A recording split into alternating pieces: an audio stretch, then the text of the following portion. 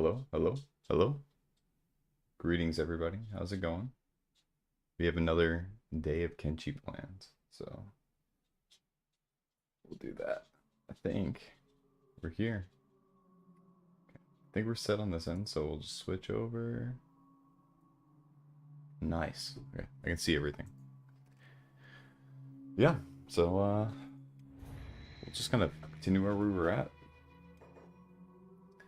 I had a couple topics on my mind.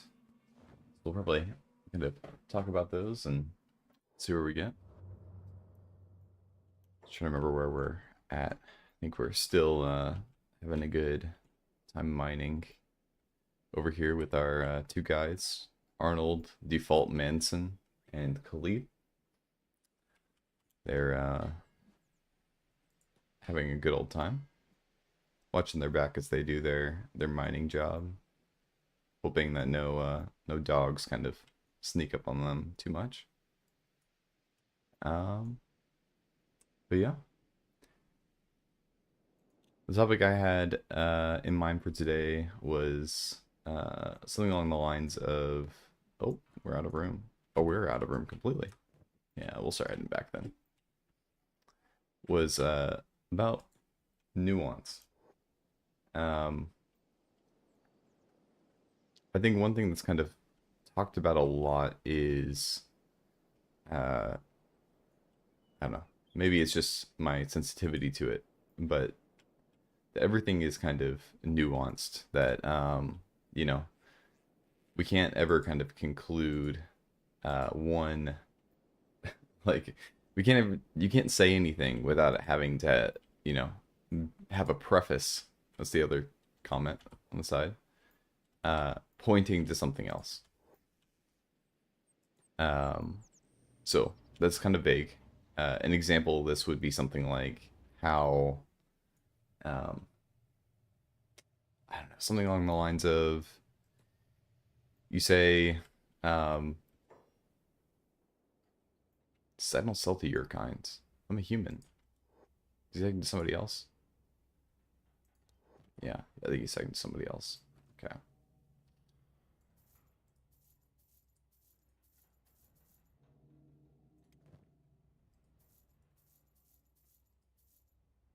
He's almost out of coin though.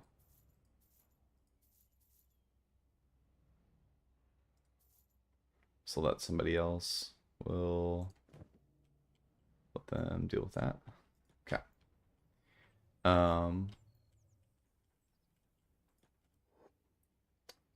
so for example, it would be something like, you're mentioning Kenshi. You're saying Kenshi's a good game, or Kenshi's an RPG, and then somebody references and says like well, is it an RPG?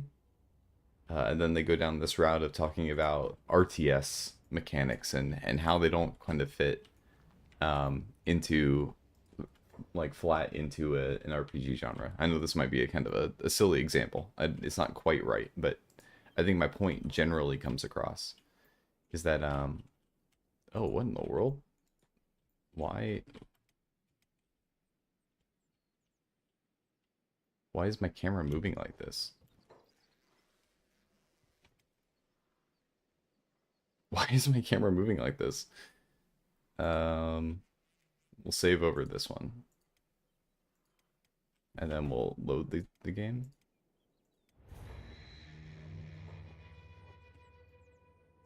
Nope. Okay. Um, well, we'll restart. Uh, get this running again. But generally, right, it looks something like that. It's everything has to be kind of fully correct, and there's no kind of room just to, it's just the way it is. It's just it doesn't need extra fluff on it to be communicated. Okay, let's see what's going on here. I think, can we loot and see what's going on? Okay, the bone dog is gone basically. So let's come over here. It's a small copper. Might as well just keep going for copper at the moment. Or we're looking on food. We're out of food.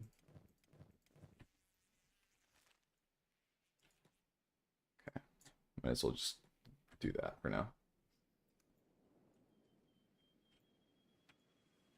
And I see this most recently with kind of critiques around kind of major political things that are going on lately. Um, that from every side, there's this need to kind of, uh, you know, couch all criticism and all points within another context and say, uh, you can't say something is bad because it, you know, it could get somebody angry or it could feel like feed into something else. And this can apply to like 10 different things. But, you know, being able just to say a simple thing feels like it should be an easy thing to do.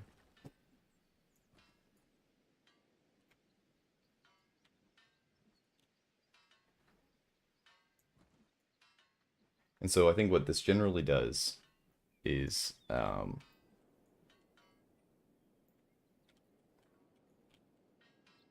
it fuels this kind of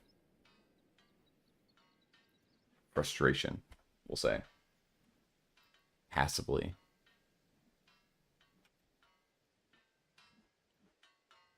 That the obvious things can't be ever be said because, they have to be couched in nuance.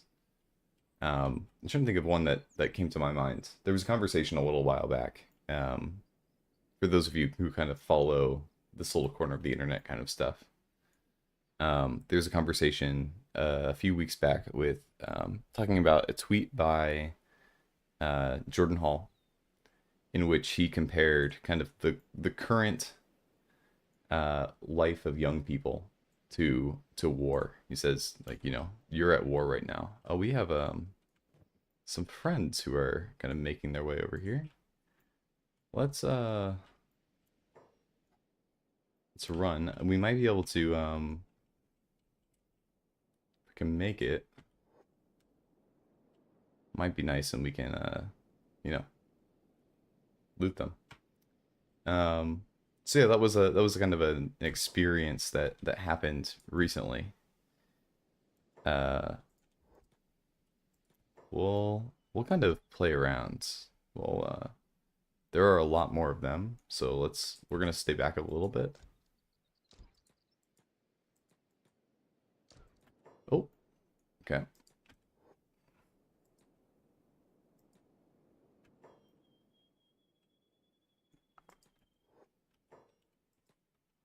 Okay, we just want to kind of work our way around. I'm hoping that we can stall them enough that way we can get this guard in combat earlier. Oh, he got shot. Okay.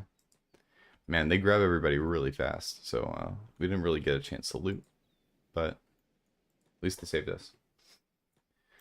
So yeah, there's this conversation about and in this tweet is about this tweet, and in the tweet, Jordan compares the experience of young people to war, saying, you're in a war right now, and it's not too dissimilar from the war that the boomers, the parents' generation were in World War II. And he's making these comparisons. And he goes in and he kind of explains why he makes that comparison. But that's really not kind of the focus of the article. But in this conversation, it quickly turns into a discussion on rhetoric and is it acceptable to compare um, anything to war? Is that an appropriate thing? And the frustration that I had in watching that whole conversation was that it misses the entire point. That it doesn't have to be, you don't have to use the word war to describe it. But then it just went into this long kind of arduous, arduously feeling discussion about you know, uh, is it right to do this? You know, uh, people don't know in the modern world what it's like to be in war. So like, why are you making these comparisons? You don't don't have the experience to be able to do that, and so you shouldn't be doing that. And it just kept going on and on and on, and eventually that took up almost the entire amount of time.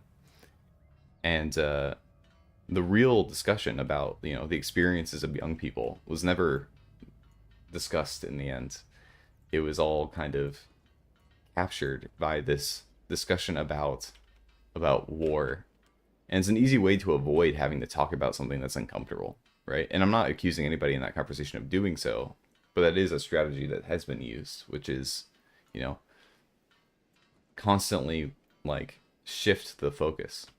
Um, don't let it sit too long on anything that you know you don't want to talk about, and so construct this kind of other conversation that you can have, and don't sit on it too long.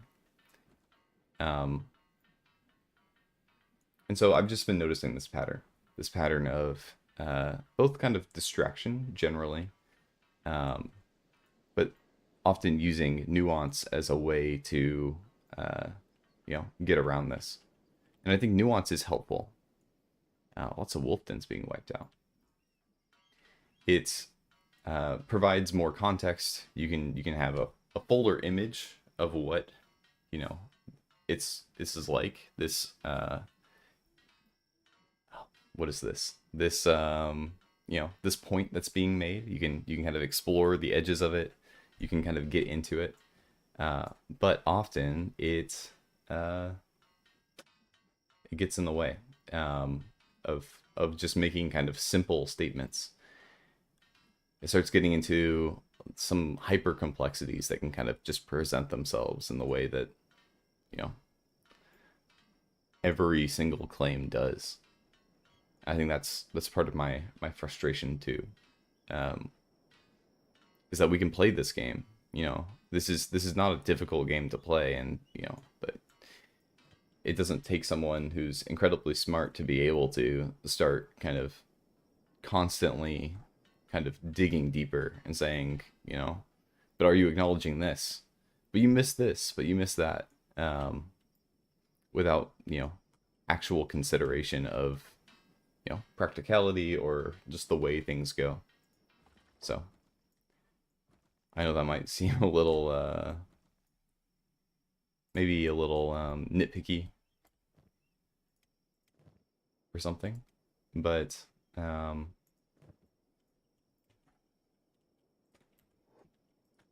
that's part of a bigger pattern that I've been noticing. So maybe we can explore that a little bit. That bigger pattern is, oh, CC. I think a similar thing happened when relationships between young men and women came up. There was a question from someone about how to find a partner in this dating culture, and it devolved from there. Yeah, it tends to, right? And I think that's the difficulty. Move along. Love and devotion, brother. Okay. I think they have like an initial bark, like they assume that things are going to be bad, and then there's like a bark after that becomes good. Um, yeah, and that tends to be the way these kind of conversations go, is that we can kind of um how would I even say this? It's not hard to like to avoid a conversation. Um and it's not hard to kind of like pick a fight that's going to end a discussion. It's just the way that it goes, and it can be a little frustrating. Talking to them, okay. This guy's the shop owner.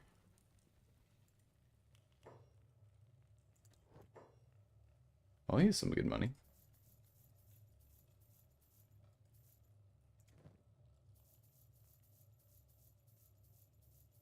Let's see if we can get another person on this. I think we'll need to find a different resource if we grab somebody new, but we're kind of flush with cash. Um, let's find someone that let's see if this guy.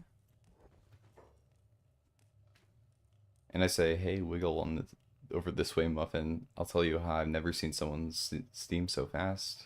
Oh, glass is empty. Lend me some cash. I'll make it worth your while. Let me be a fighter. Sing you a song.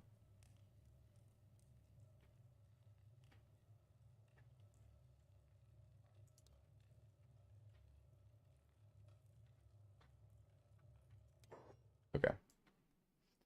We have a new guy, the Bard. Add him to our team. We gotta make sure that to give a good idle stance. I think we already have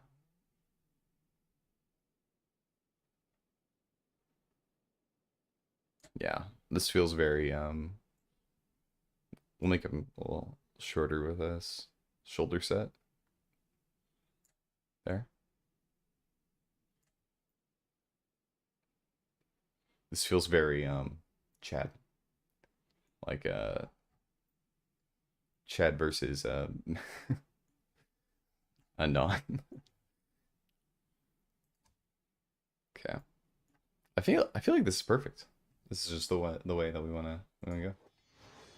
Okay. Bard has joined our team.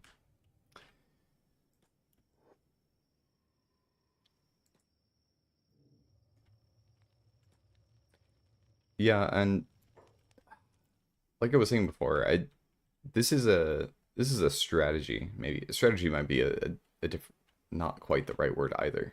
Let's see if we can find any good resources to just kind of mine around the area. But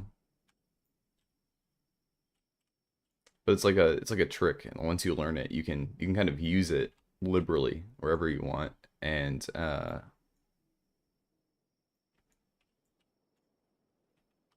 sometimes it reaches the point where everybody starts doing it, and then it's like, oh, actually, no conversation is happening now. We kind of get lost in the weeds very quickly, um, because we don't want to kind of, either step on anybody's toes, make anybody feel uncomfortable. And Chad is here. I mean, Chad, you are a bard, but I don't think you look like this guy. Um, but maybe if you someday you go for the mohawk and fancy mustache, let me know.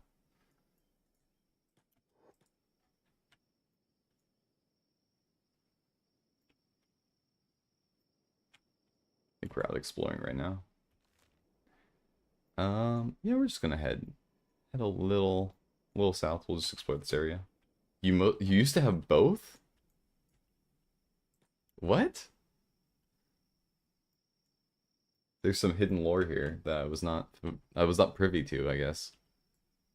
Iron resource. Now you have a daughter? Is that the exchange now?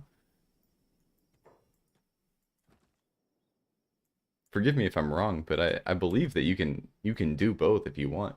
You can you can have that hairstyle and also have a child. Um, but maybe the key is trying to find someone else to have a child with you. I know that sound, preparing for a song. Please, not another song. I mean, that's the key to mining, though. You need a song.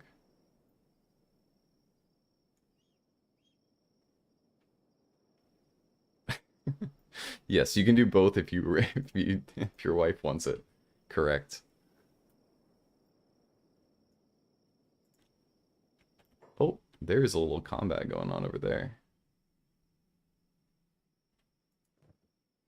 Holy servants of the nation and wolves. Okay, yeah, they won't carry off wolves. So we actually will kind of make our way over. That gives us plenty of meat that we're able to just kind of cook up and throw in our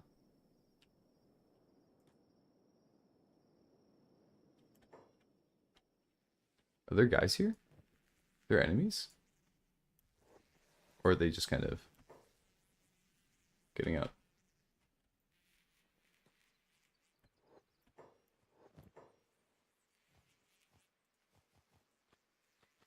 Nice.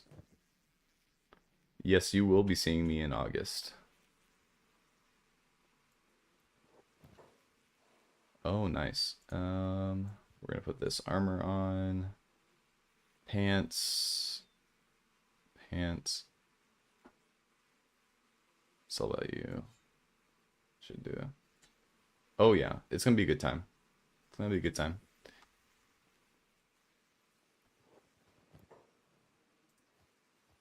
I'm looking forward to catching up with everybody. We got that guy. Khalid does not have out of trading range.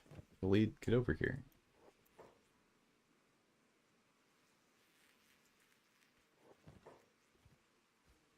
Okay. Put that in.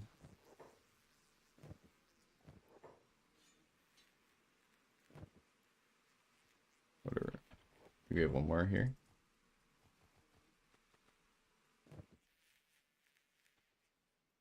Oh, maybe one more.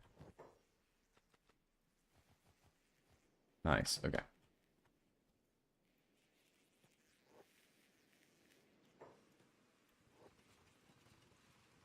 And we'll cook up some stuff. But yeah, I'm looking forward to it. Seeing everybody in the Chicago area, having a good time. Campfire. Nice.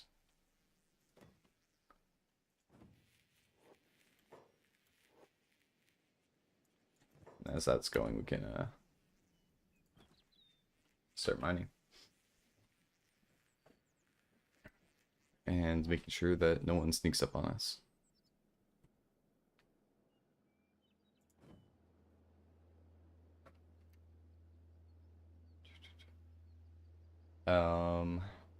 Yeah. I'm also looking forward to being able to bother people in person. And not really. Probably. Can I grab this whole stack? There we go. Okay. And then we'll hand this out to everybody so we all have some food to be eating. We'll keep extra on this guy.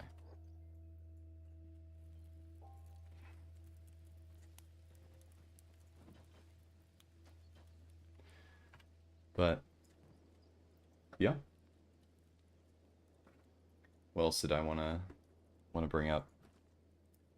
Oh, prefaces. Another bit of about prefaces, which I think is pretty valuable to kind of process through as well, is this concept of like warnings, which is reasonable in some cases, and but sometimes it reaches a point where it loses its effectiveness or meaning. And how would I put this? So, oh, okay. We are running away from this.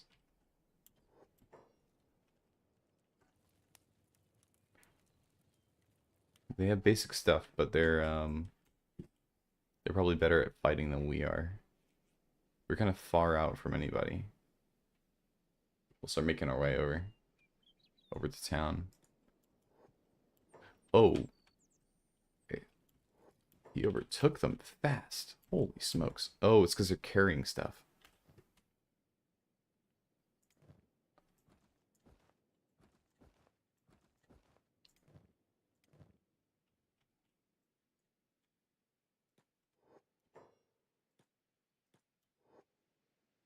Nice. Okay. We're just gonna out juke them. Get out of the way. We're back over here. Okay. Khalid is falling behind. Could we drop some stuff on the ground? Okay. Ooh.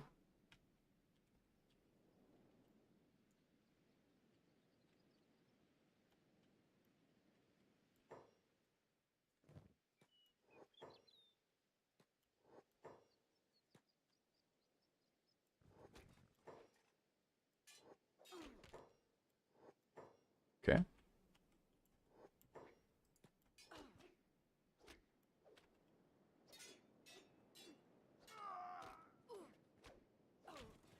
Nice.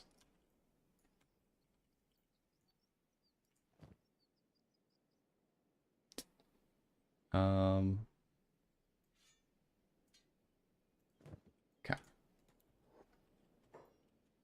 We'll make our way back over. Grab all of our stuff.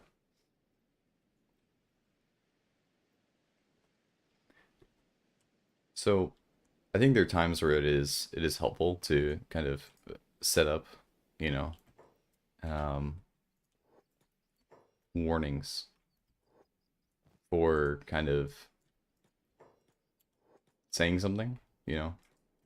I think that those times become kind of obvious when they come up, or they come out of experience. But there are times where it feels like it's oddly put.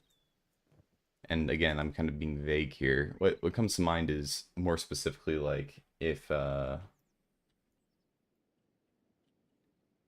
somebody's sharing their opinion on something, and they say, you know what, like they preface it by saying, uh okay, this is just my opinion, okay, but blank is a good game, and or Kenshi is a good game, and they're so afraid of rocking the boat of just saying, like, even the words "I think something is good" is scary to some people, um as if they're expecting the reaction.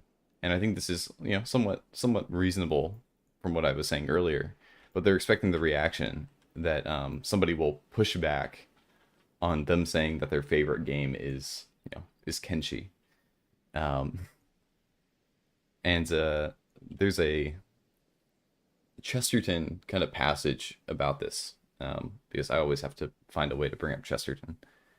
And he kind of gets into this concept of humility and meekness. And he says, like, the quote is something like, "It's true that the meek will inherit the earth, but this generation is too meek to claim their inheritance." And there's this idea that there is like a good level of meekness, but there also is like the need to kind of stand on something to basically be able to affirm and believe it, believe it. And what I've seen is that there are a lot of people who are very confident in things that I think they shouldn't be, and people who are not confident at all on anything. Um, and so we kind of have this weird mixture. And I know I've struggled with the lack of confidence personally. Like that's been kind of my task, not my task, my the current thing that I've again struggled with. We have our meat done. Let's grab that. We can dismantle that while we're here. You know what? We can leave it here. If we're gonna be mining here more often, might as well. Um, and so how do you? Oh, this gets into something else I've been wondering about. So I'd love to hear what you all think, because I've been kind of struggling with trying to understand what this would look like. But I think for the most part, people, especially people like me, really care about what other people think. You know, that the concept of somebody critiquing them really bothers them significantly. And what comes to mind with that is how do you not care? Like, how do you move past it? How is Arnold default? Is he, he's not just not carrying anything. These poor guys, they're like lugging around, you know, pounds of ore. And Arnold is just chilling.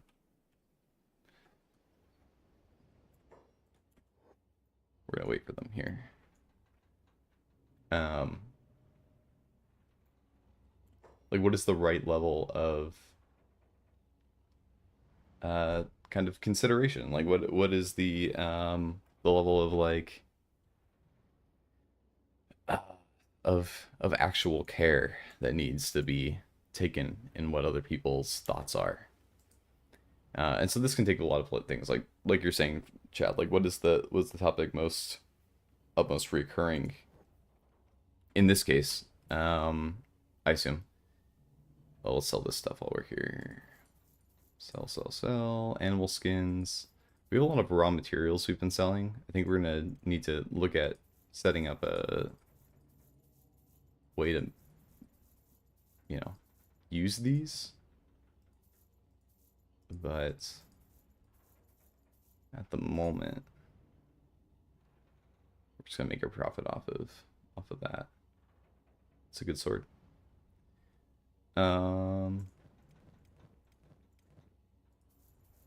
Okay. And what comes to my mind is, what would it be? Like, what is the thing that's most often in that regard? Who are these people? Hungry bandits. That guy's limping. Could we grab him and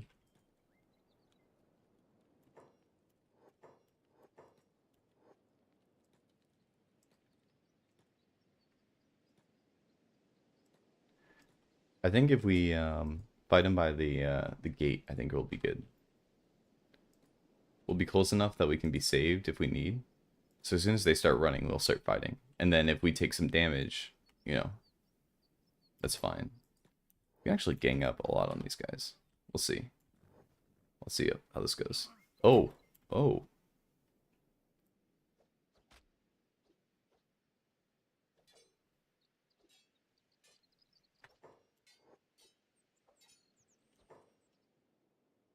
That's a friend here.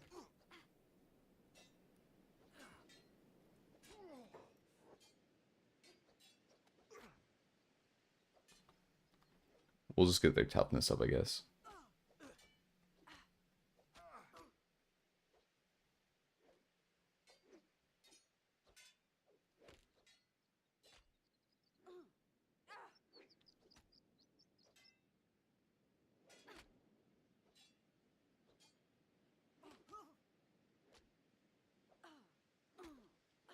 Nice.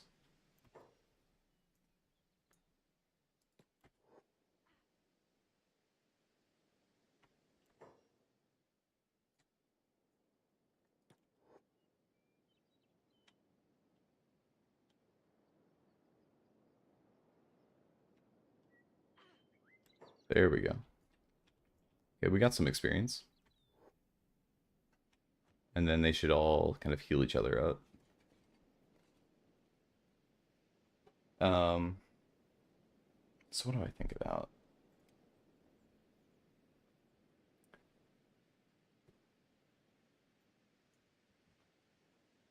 Hey, Oops. Thanks for the gifted memberships. Very kind. Um, are we all healed up? Does everybody have medical attention? Okay, for now.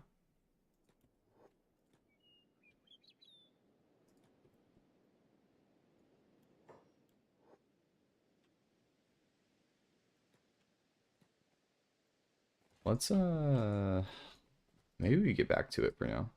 We'll go back over there. Um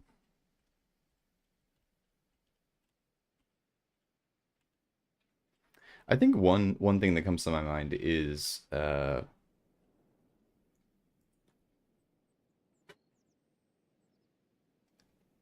like there's like a fear of being judged, you could say.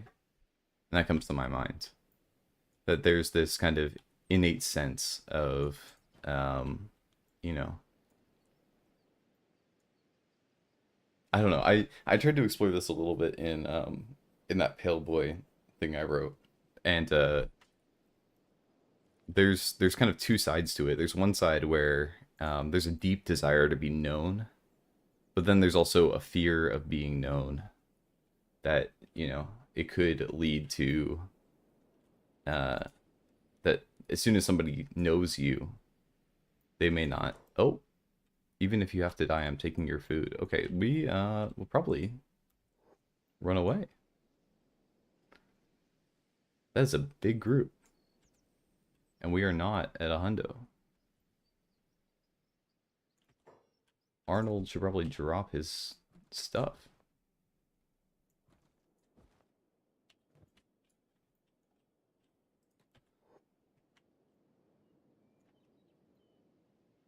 There are a lot of these guys. They really are charging in. That's a hefty squad. I don't even know if I want to be there when our guys fight them. Seems a little much.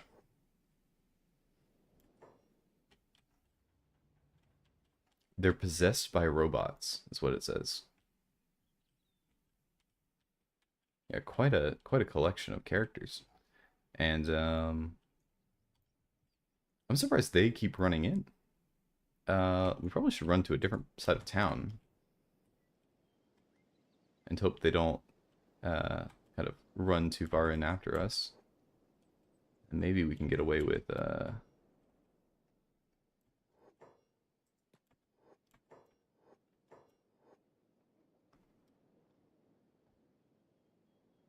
oh, okay, we've been KO'd, but we got them, so I'll take it. Inventory.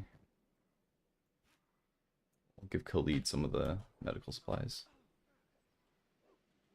Okay.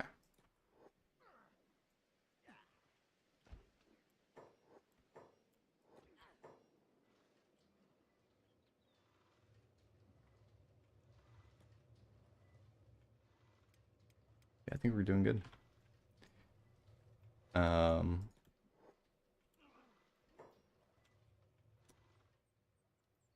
they still fighting? Oh, yeah. They're still fighting. We'll head over here, and we'll probably get our crew some sleep at some point.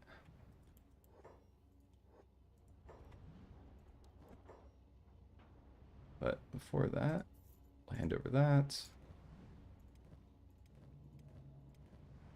Oh, we really don't have any stuff. Okay. We have a nice little group here of of day laborers doing their thing. We'll be able to run on a moment's notice. Um, but yeah, kind of picking up where I left off there. You know, there's simultaneously this kind of, I don't know if this is everybody's experience, but a fear of not being known and being known, and both kind of exist at one time because to not be known, uh, you feel like you're not a person, right? You don't exist. You're kind of this amorphous being. Um, but then to be known means that you are kind of viable, or not viable, but you're open to critique or to hurt. Um, and so there is a certain amount of even if you're open to hurt or critique, how do you deal with um, you know, someone actually knowing you and not liking you, you know. So that comes to my mind. It looks like everything heals though.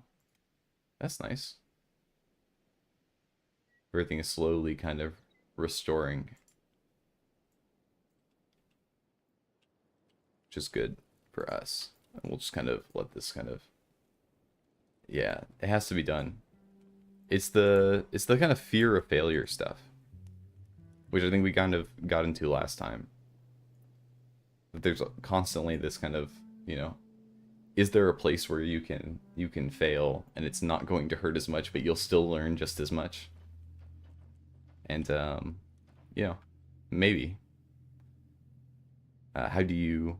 I don't know if that killing the ego is even the right term, but you know, how do you kill the ego enough to kind of say, you know, nonetheless, I'm going to face a very difficult situation, and no, uh, I won't come out victorious, and still be able to do it, and you know, allow it to be difficult.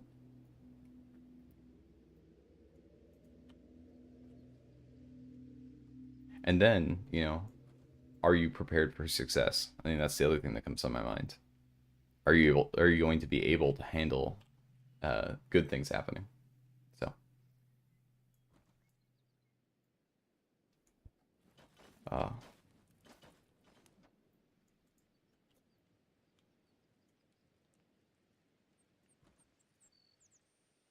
and it might be fair to say that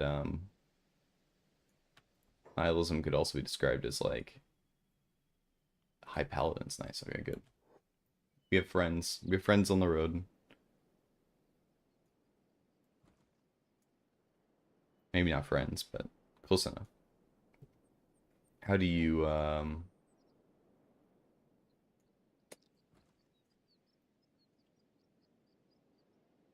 yeah.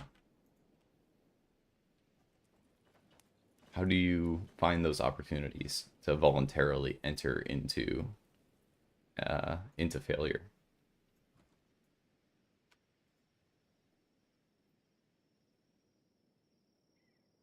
Sky's looking nice tonight.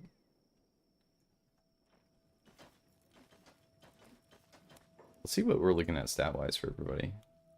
Laboring is at 9. I'm assuming this is Bard. Yeah. Bard. Toughness is doing well. Strength. Khalid is doing pretty nice. His athletics is up. He's got melee combat 2 now. Melee defense is good. I think it's just because he got hurt the most. And laboring is doing good. And I think we're working up our strength a good bit through all this. Attacking with light weapons. Using a heavier weapon will do that. Okay.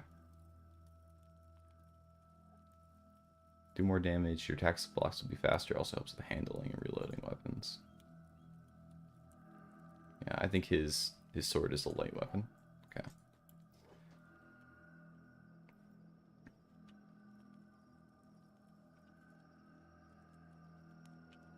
Something very atmospheric out about this game.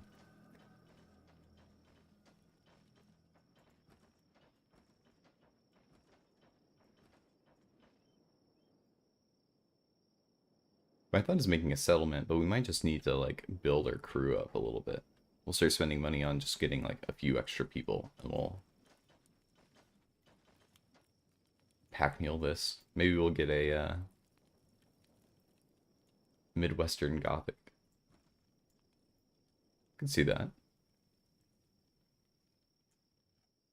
I never put any thought to you know, what was the source material.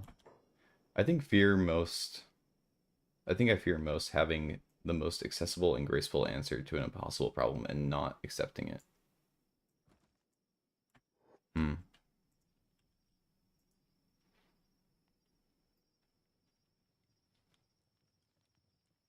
Interesting, Jed. The most accessible and graceful answer to an impossible problem and not accepting it. These look like hungry bandits.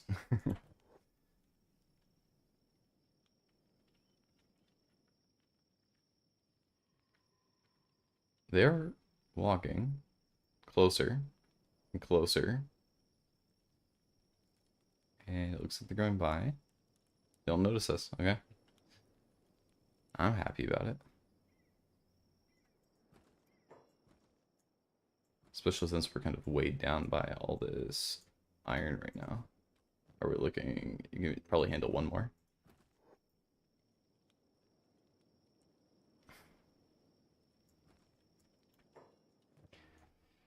Oh, I think the fear question is hard. Whoa, what in the world is that? Who are all these people? Okay, it's paladins.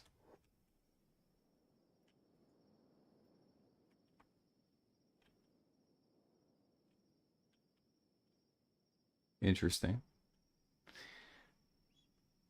Oh, there's a huge tussle around. Don't let him get away.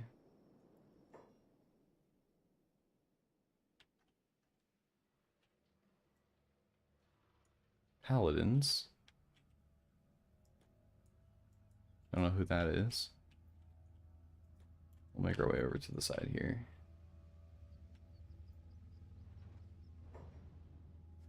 Order to uphold the purity of our hallowed nation, you must submit positions for inquest.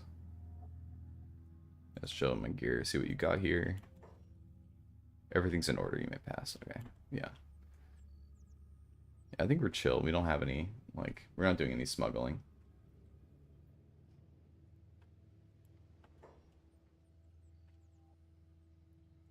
I think, well now, Chad, your question makes me wonder what I fear.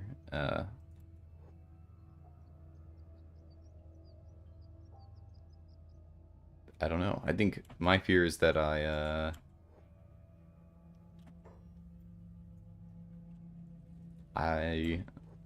will be too afraid of failure to be able to do anything.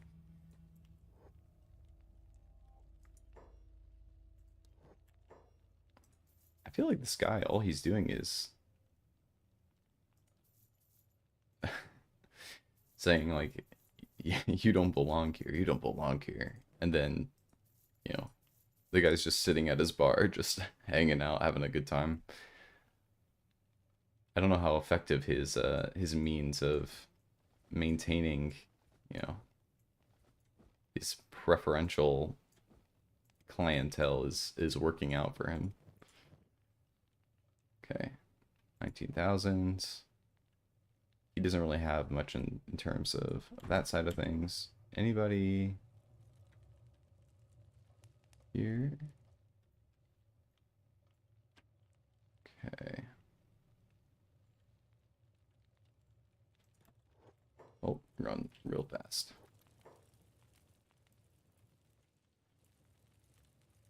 You can grab some armor, probably. That might be good to grab onto. Trying to find a good direction for this kind of playthrough. I think developing kind of a settlement, kind of going that route, maybe. Oh, these are all helmets, various types. Resistance, weight.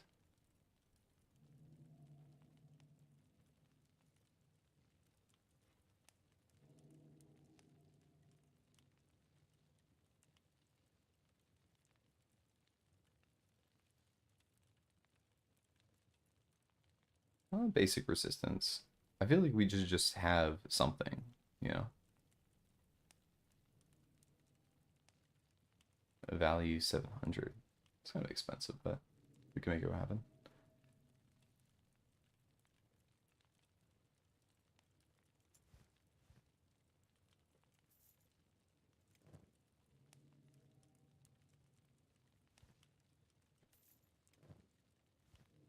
Just have some sort of head covering. Makes it easier to not kind of like take obvious damage to the head. Let's see what's at this spot. I'm slowly learning like how this game all works. It feels like there's a million mechanics to kind of dig into. Let's get down to business. Backpacks. Backpacks. Combat skill reduction.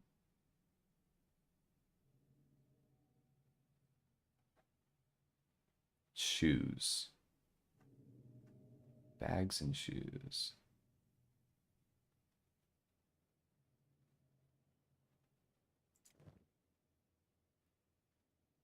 Okay, we'll get another one of these. We'll get a first aid kit. I think everybody should get a backpack, probably.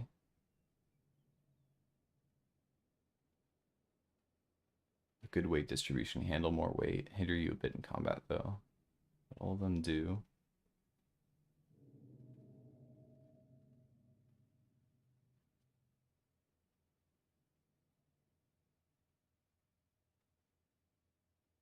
Okay.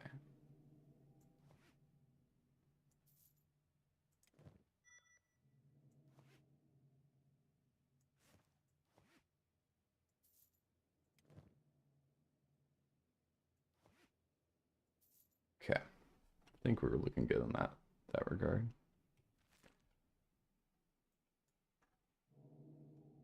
How to research, how to blueprint. Okay.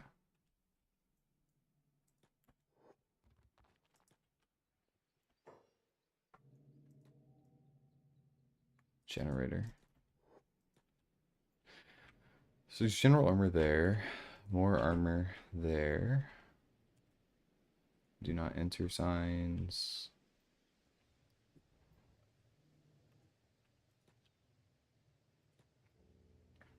See if there's anybody at this bar. Well, we'll go from there.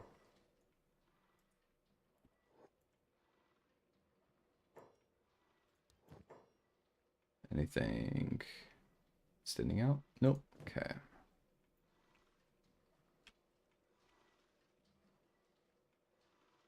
This guy's in pirate hats?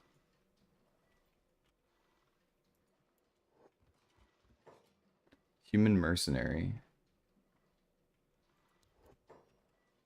I don't know if we're looking for mercenaries. I had a dream last night. The Lord of Akron himself came to me. He told me that I would meet a wealthy wanderer from the outside. A wealthy wanderer will lead me to the truth, will lead me to the origin of the first extinction. First extinction, what is that? The destruction of the ancient capitals. Thousands of years passed according to the doctrine of the Holy Lord Phoenix himself. It was the agents of, the skeletons that caused the existence. And will it happen again? How and why? I don't know. But this very belief is what tears our society apart. Instills such an overwhelming fear and suspicion in our nation that we begin to destroy our very society by our own hands. And finding the truth will calm that fear? I believe so, and Akron will show me if you're the one to lead me. So Wanderer, I will follow you, but it will cost 9,000 cats. I have the cats, but you have the skill. I have battle experience. I'm an ex-holy sentinel after all. Although I'm a little out of practice. It's been a few years now since I left my pilgrimage. But I would not expect you to pay more than my worth. Okay. Yeah, we'll have him on. Does he have any weapons? He does have weapons. He has some outfits. Okay, nice. Let's actually check his stats out too. He has 20 of everything, but he has very little toughness. Okay.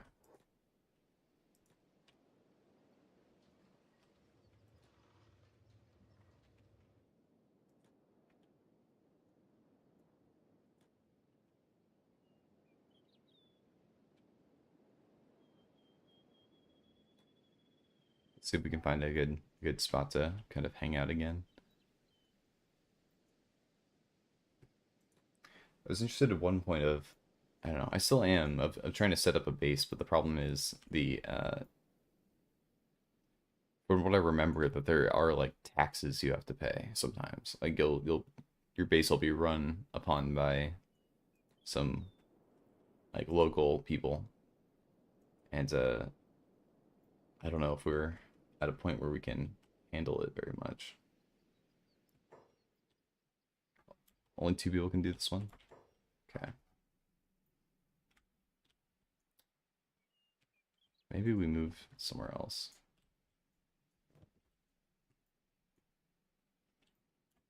I don't know, how fast is it going? Uh,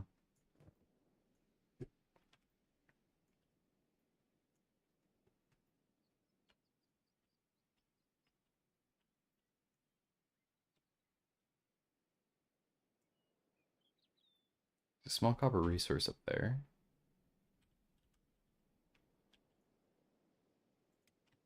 Griffin and Bard can work on that one probably.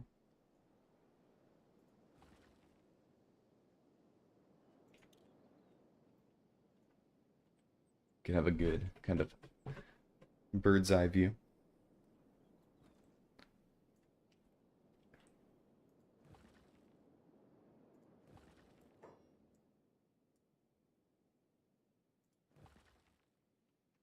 Only one person can handle that one. Okay, well that's not ideal. We're looking at 3 can handle that. 3 can be there. 3 can be there.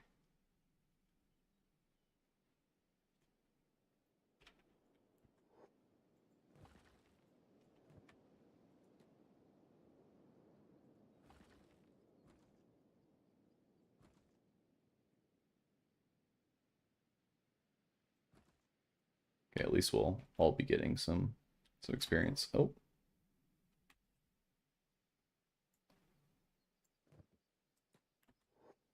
We'll start heading over.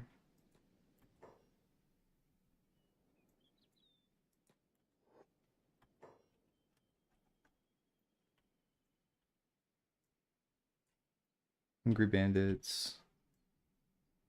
Holy servants. Okay. We'll run in among these guys and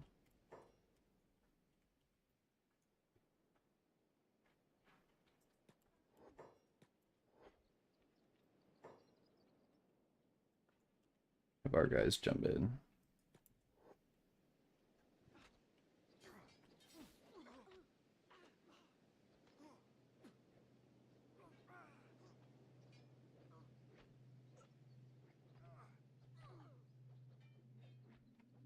Or did a little damage in there.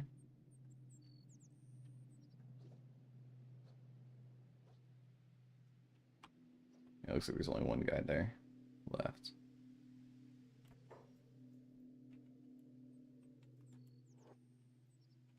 Oh, wait, Griffin's over here.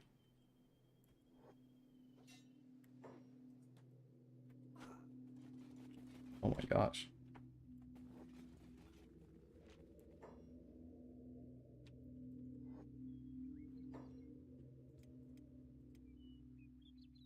Arnold's still recovering.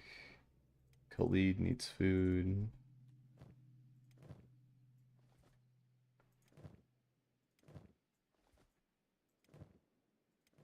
Probably should hand some food off them across the board.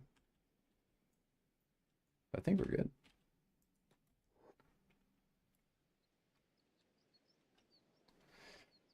Um, Ninja, something.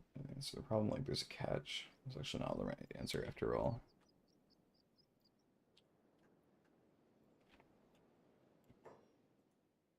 I think searching for the right answer is probably one of those, like, those miserable kind of. I hate to call it miserable, but like that, just like generally one of those just like super difficult life things. At what point is it just good enough? You know, at what point is something livable, and you can kind of like play around with an answer from that point on. But you know, otherwise you're just gonna be happy with like living with an answer that is good enough for the moment. This one is over here. They're still working on that. They're still working on that. Who are these guys? More hungry bandits.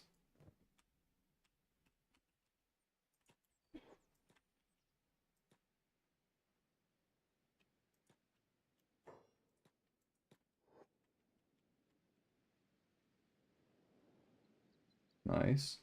Sweet. We're getting some good experience.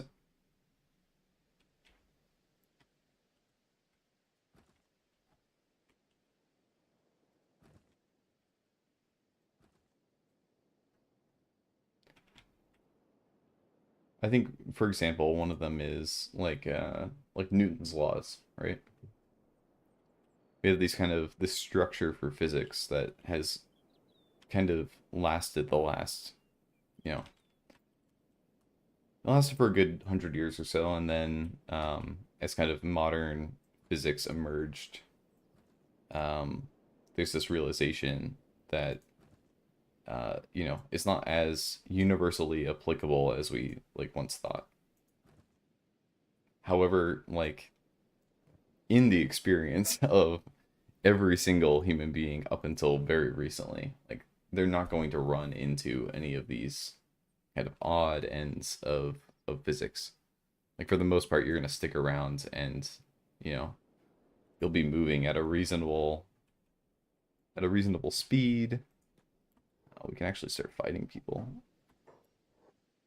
and not like actually have to worry about it. Oh, okay. He took very little damage, but still okay.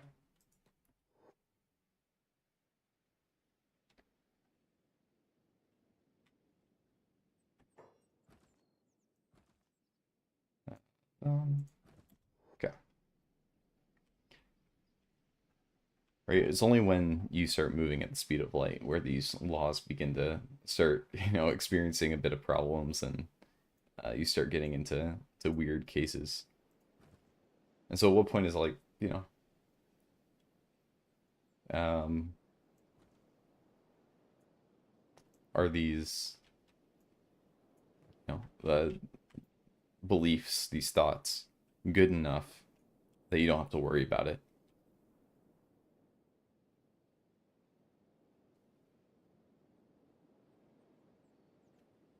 I think for the most part, it's a little bit more than we realize. I think there seems to be a bit of flexibility on the part of like people that they can handle a little bit of nonsense, and it's okay. What comes to my mind is, I see all these people who like I've greatly admired, and they don't read a lot of books. They're just like a good grandparent, right? And they've done their job, and they might not have the quote unquote like right beliefs on everything, um, but they didn't really need it, right? To do the job that they had in front of them, it was not entirely necessary. They didn't need to have the right opinions on a scientific thing, or they didn't need to know um, about like the intricacies of these like the differences the differences between denominations of Christianity or any of these things. They live their entire lives kind of in their community and then doing the best they could in that context. And you know, maybe there's something to that, and that we're kind of just leaning into all the anxiety of all this. But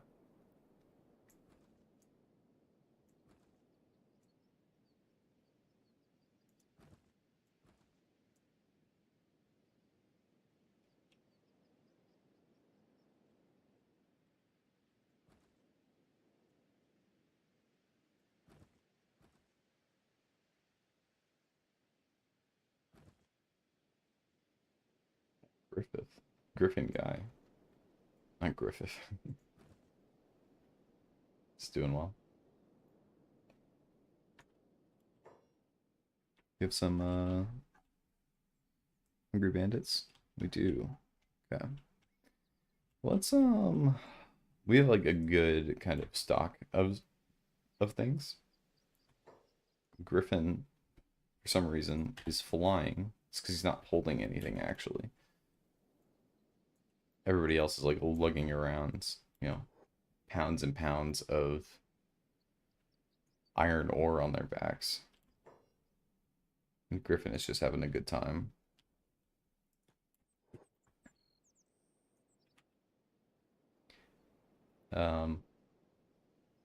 Yeah. And so there's a part of life just learning that is sometimes just that's enough.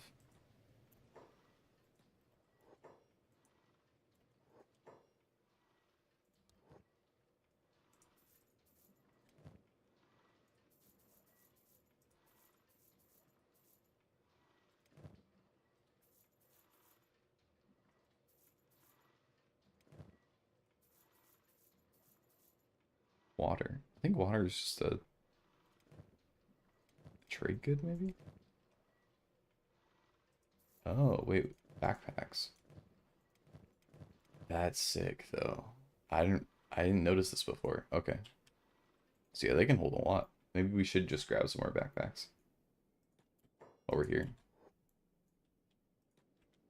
On that walking stick store, yeah. My Gryffindor backpack.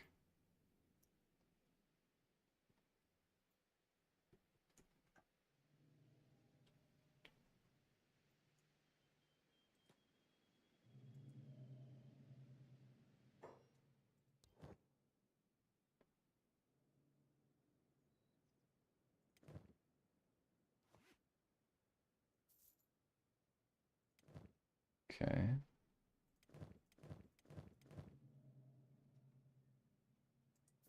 We'll sell that backpack. We'll get another medium backpack. It's a little more expensive. We can just kind of stack them and go.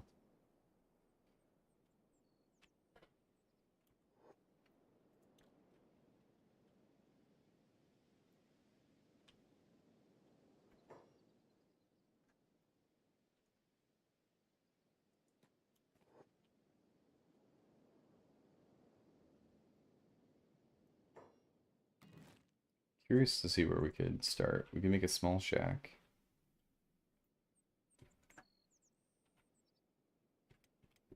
So maybe we'll just try. We'll try to go for it. We'll begin with this. No, we're gonna get you on this side. You and you on this side. Let's do that. Oh, and then we have enemies coming in. Good smattering of these guys. There's about 4, 5, 7, maybe. I'll head back. They're not that fast.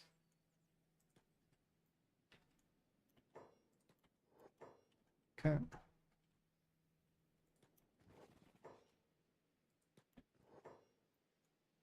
We'll see how this goes. Oh, okay. Okay.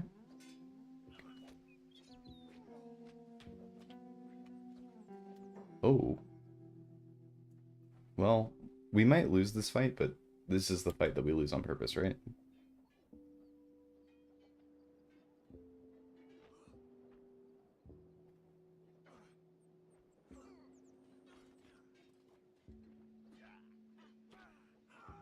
Oh, okay.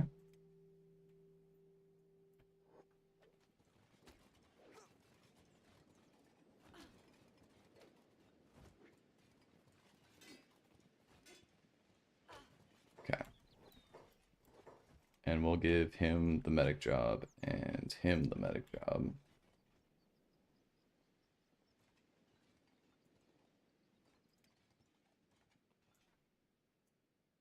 And his head will hopefully be better.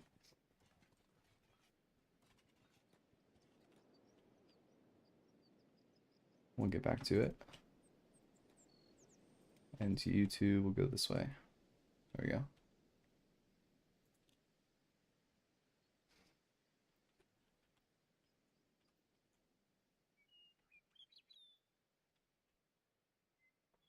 Lately, I've been kind of saving it. I've been working with a friend of mine to put together some stuff on Akira Kurosawa's Ikuru. And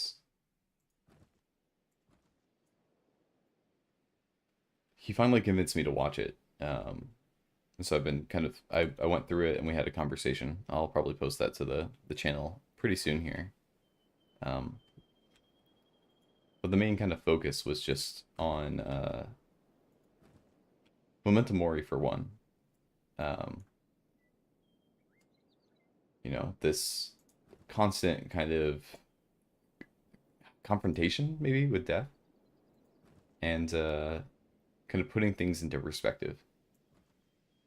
I think there is a kind of side of that failure, right? That, in the face of death, the everything that has worth is kind of revealed and everything that doesn't is also kind of revealed at the same time.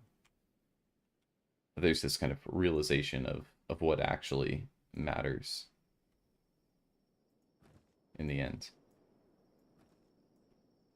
And so that film is very much about, I guess they're going the other way. Nice. But that film is very much about um, a guy who's kind of where he feels like he needs to be, just because that's what he's done his entire life, and so what else would he do? Um, and he has this basically what I would call like a fake job, right? He spends his entire day doing nothing, uh, but like sign papers and pretend to be useful, and how to escape that situation. It's very much early meaning crisis in my mind. Very much who's this? This wanderer. Belend. Who in the world is Belend?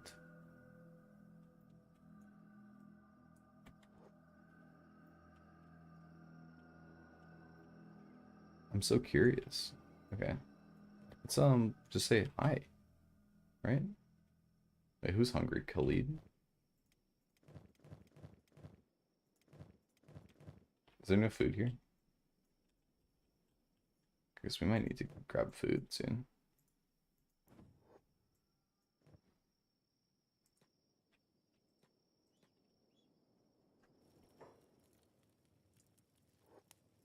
Okay. Blend doesn't want to talk to us, so I'm not going to worry about it.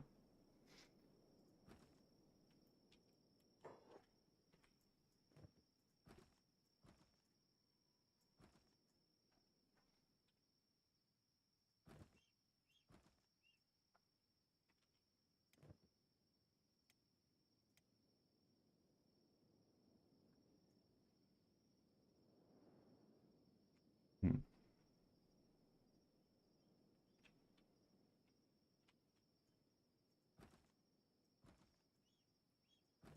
But the um the movie explores all those kind of concepts uh about just like remembering death and kind of confronting it and then deciding what to do and what matters in the face of it. And I think that's it seems to be part of the meaning crisis in my mind. And when I think about it, I think about kind of how we've positioned ourselves, especially, in my local area. I think about how um, there's this disdain for growing old, for looking old. Um, and oh, who's that? Is that Blend again? Blend is just hanging around, waiting until we have all our stuff, and then she can just pick it up and walk away. Um, yeah, and how you know there's this inherent fear of growing old, of death that's there. I remember my wife when she was in school. There was a person who was in her peer group who would consistently kind of talk about her fear of like becoming old, like getting wrinkly and all these things. And then I also hear about people kind of doing whatever they can to resist the effects of growing old and um, you know experiencing the symptoms of being old. And it's just fascinating to me um, that I don't know, we do so much to avoid that, that in the end sometimes that seems to be the very thing that's causing the problems in the first place.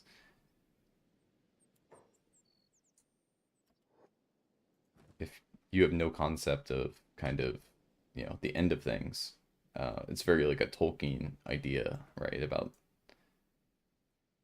if you have no concept about your own mortality, then how are you going to uh, like there's an inherent motivation that's built into that, maybe is the way that you put it. The gift of men was mortality.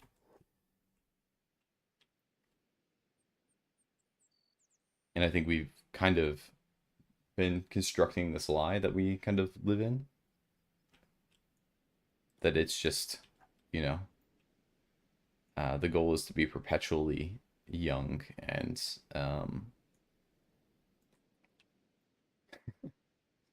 I think this is kind of the joke that, I don't know, people make about, for the most part, you know, culture in general. Man, he is hungry. We need to just go to the nearest bar and throw everything in exchange. Oh, we could get a house when the time comes. Khalid. Okay.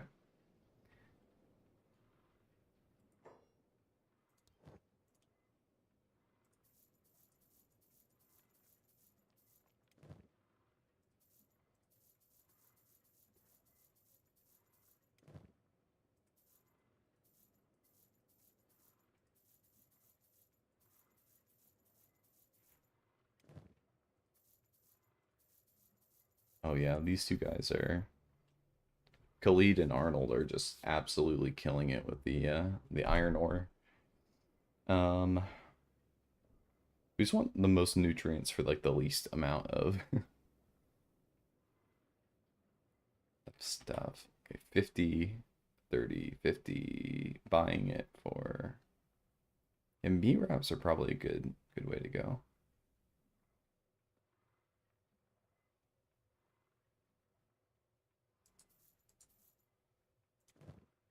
And we'll give him 3. Not ideal considering, but they'll do.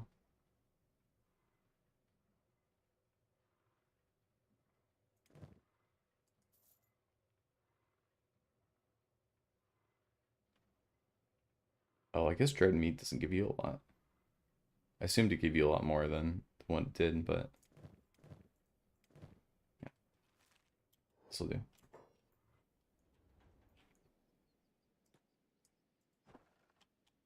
This is for sale. You can have a small shack. This is private property.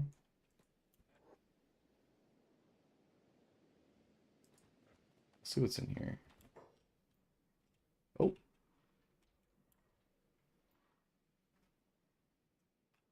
good point. Good point. Good point. We're not allowed here. Not allowed here. I'm sorry. I'm sorry. I think we should buy a building. I think we should just go for it. We have our own little spot in town. We can maybe hire some laborers to kind of do some stuff. But how much do we need to fix this? Um, yeah, okay. I know I'm not allowed there, but I should be allowed here.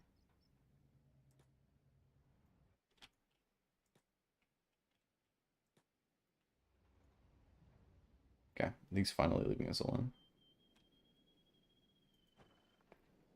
So let's yeah, let's start this. Let's start this out.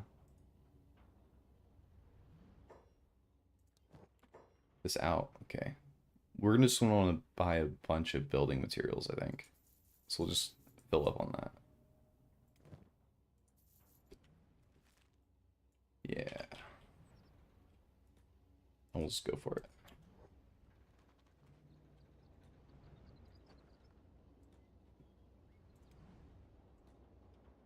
Private property.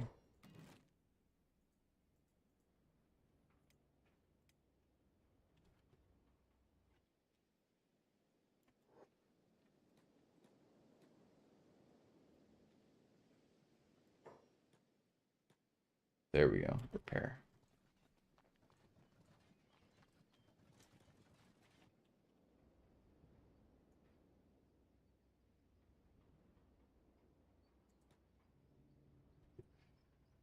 And we'll just get going.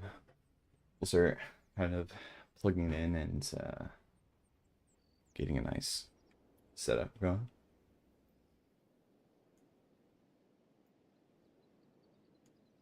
I'm thinking we just start doing the basic research stuff. Do it this way. And then we'll probably go for some more mining to kind of supplement our funds as we do so.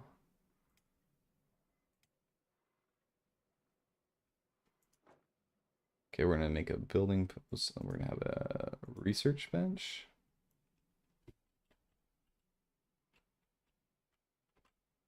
We want to be able to fit everybody around the research bench. I think it's kind of fair.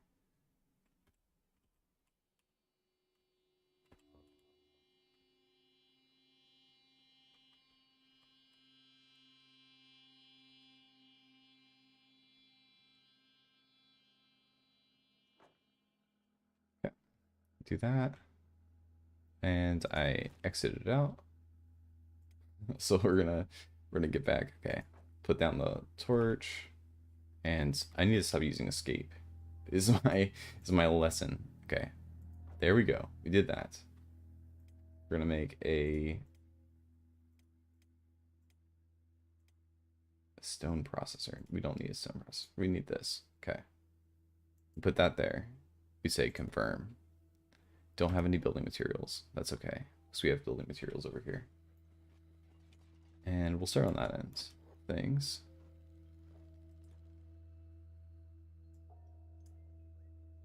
Adding materials. Okay. And then we'll just all kind of get to work.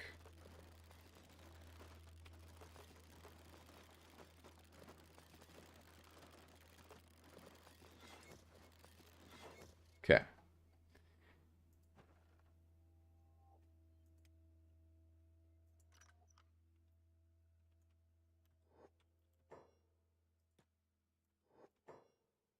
On a tech tree, we're going to throw everything in that we can. Industry, new building, iron refinery. We'll see if we can kind of fit one in our house when the time comes. That we can actually like process the ore and go about it that way. Can we all gather around and do this together?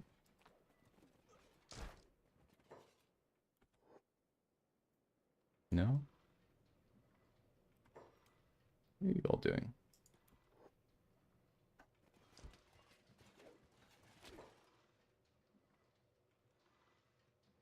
Malnourished. How are you malnourished? You have food.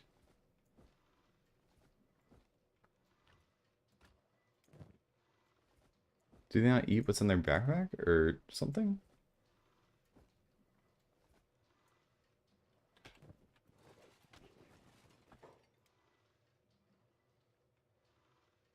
Oh, he's recovering still. Okay. So he is eaten. He's still just taking it in. Okay. Um,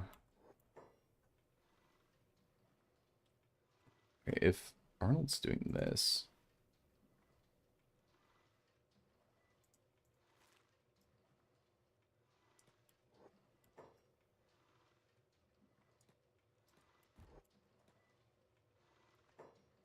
these guys can all.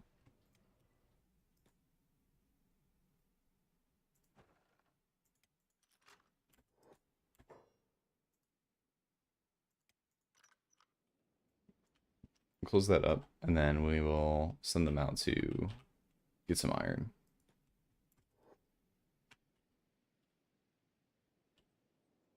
And Arnold can kind of hang out and do his thing. Because this is a good excuse. As people kind of think we're doing relatively well on food. Everybody's kind of has eaten, is recovering, is on the up and up.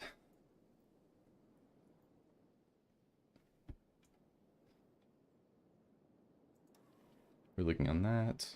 It looks like there's gonna be quite a few hours where we're just researching, so we'll leave Arnold to it. We'll have everybody else grabbing this. So ideally, right, we process all of our materials and we kind of get something going here. That way we're making a bit more money, and we can actually have like something that we're starting up. Um, I don't know too many of the mechanics, so I'm still kind of catching up on that, but that's my thought.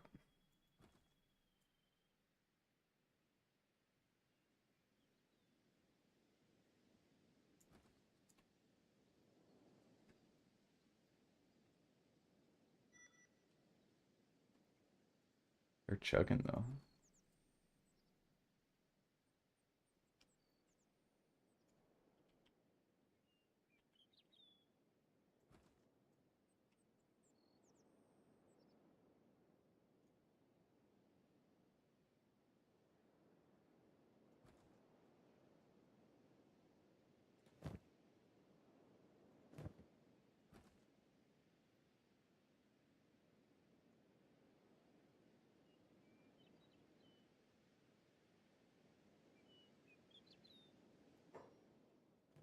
Stop working?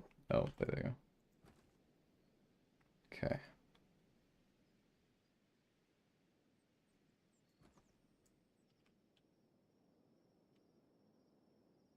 Tech tree looking good. 3 more to go. A public sales, which will be nice.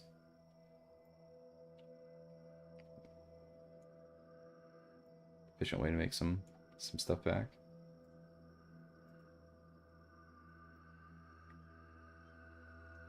Everybody's eating well. Oh. Holy servant and okay.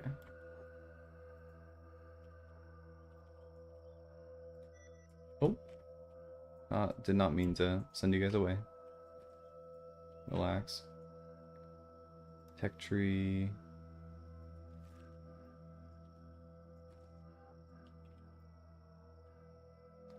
I think we should do get some books. I don't know about everybody else. That way we can start researching some of this processing. I hope we can do some processing indoors. I don't know if we have enough money to. But we can at least get started. It's nice to have some land.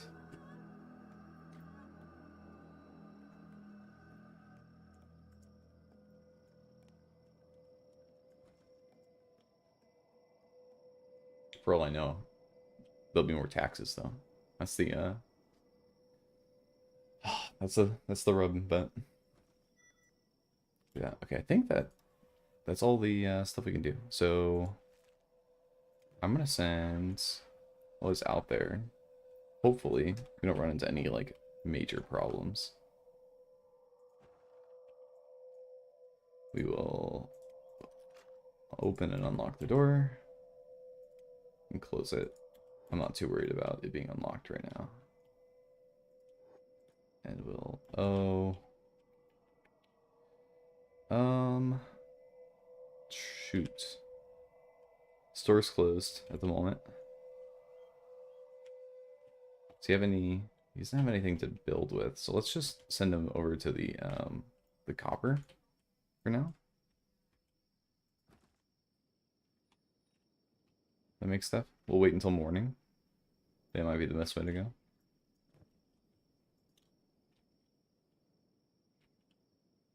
You can make some good progress. We'll save some money. Who are these guys? Bandits? Bandits. Okay, we'll set them off early. Running.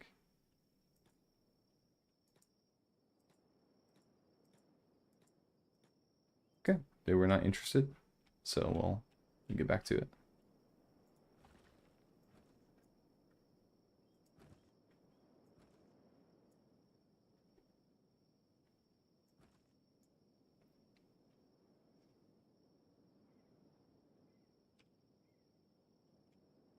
I've been hopping back in Elden Ring lately. That's been a good time. I am trying to actually finish things. There's this nasty habit I have of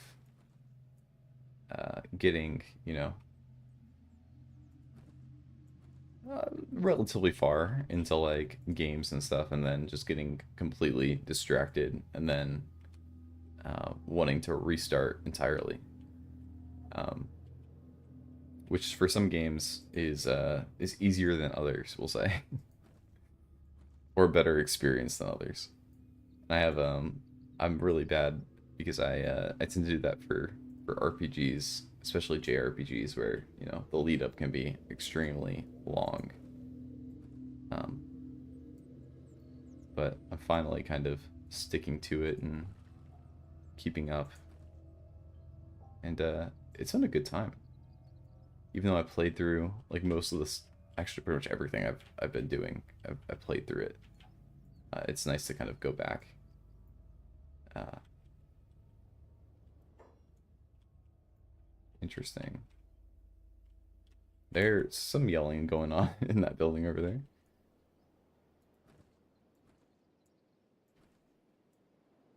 Okay. I think Griffin can handle carrying a lot.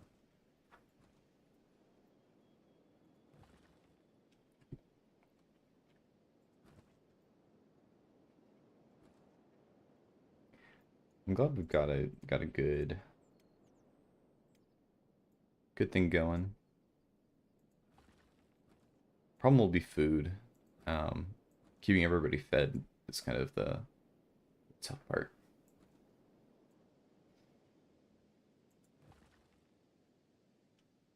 What are copper prices at now? Yeah.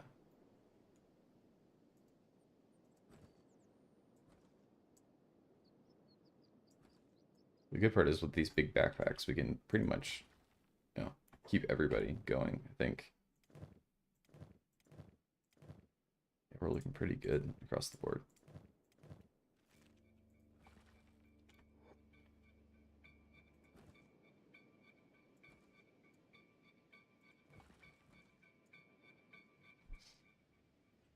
Ooh.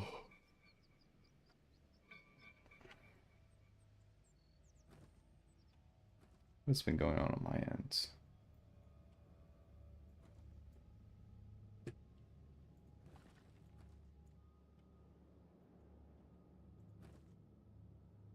I started briefly reading No Man is an Island. I haven't gotten too far. The introduction is very good. That's about as much as I've read, but it felt like it was so like dense, um, with like good material that could be hard to kind of sit down and listen to. That's kind of my experience with Martin Shaw. I really admire like Martin Shaw and his writing and his writing. Yeah, his writing because I've read some of his stuff or listened to it at least, and his storytelling is very good. Uh, but oftentimes it's hard to listen to a lot of it just because it's almost too good. Like I can't sit down and you know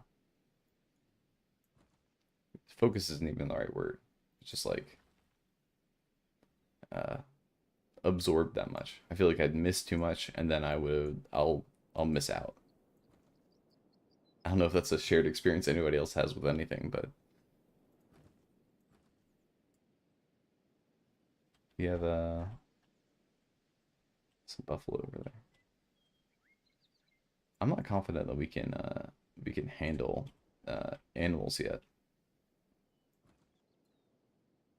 Maybe once we get some ranged weapons, we try it out, see if we can you know, maintain it. How's his head looking? His head looks recovered. Okay, let's head back and we'll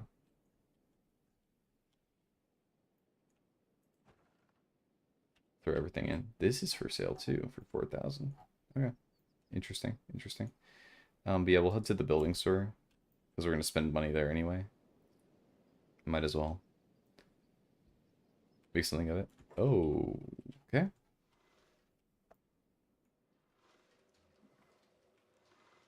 Committing a crime, starving bandits. Okay.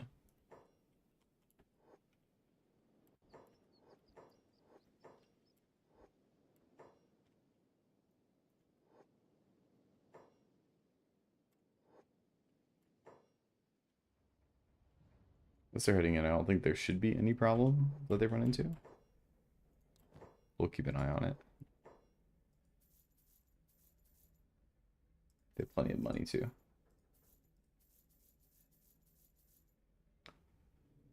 Okay. What is up, Grup? How's it going?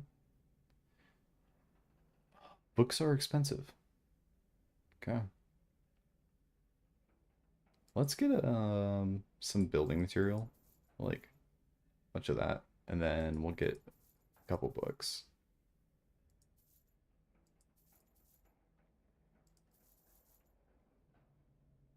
Yeah, that sounds good. Maybe one more building material.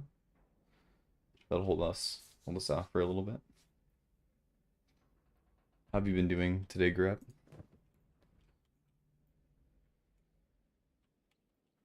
We're starting a little business here.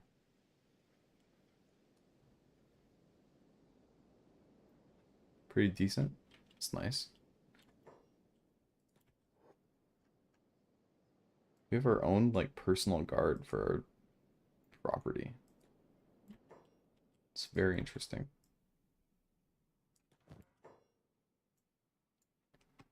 Shopkeeper sim. I mean, we could turn Kenshi into a shopkeeper sim, but I think for now we're just seeing what we can do. Okay, we're gonna try to research refinery, clothing manufacturer. Don't think we need to do that. Weaponsmithing, post-apocalypse gift shop. Oh, training. Yeah, we're gonna make some training. We're gonna get some weaponsmithing, cooking. It's probably good to have. Indoor lighting.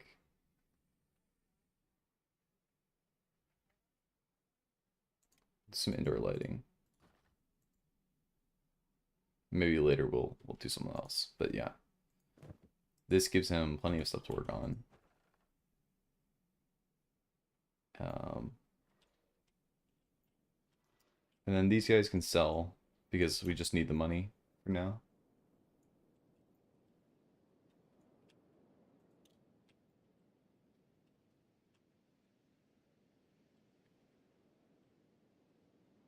We'll see if we can get away with oh, we should probably close and lock this. Yeah, we can see if we can get away with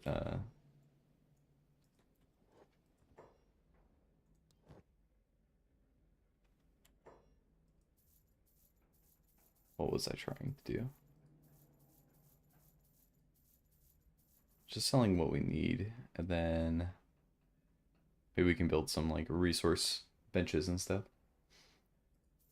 We can open a shop front, so you are right, Grub. We can do that. Okay, let's trade Khalid. Sell your stuff. It's still heavy with all these holding. Okay. And then I think we're still waiting on Bard to show up.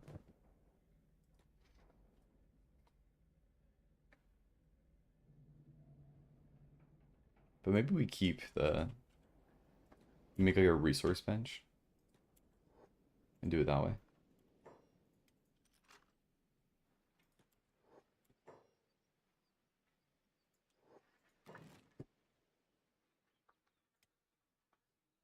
Bolt box, and storage, crossbow, food, general storage box.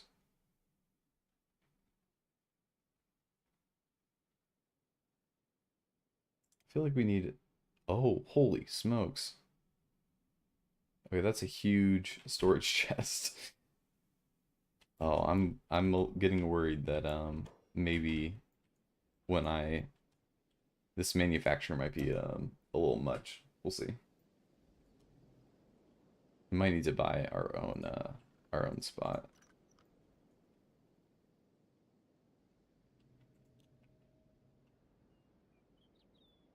Or buy.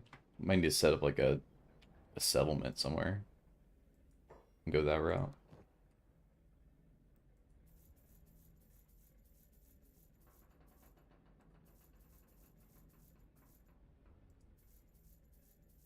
But hey, we actually have money again, which is nice. We can afford, what, 4 nutrition cubes?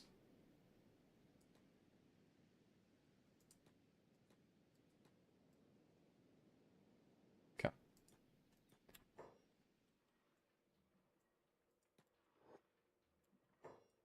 I don't know why not multiple people can do this. It's like a special thing. Curious. Anyway.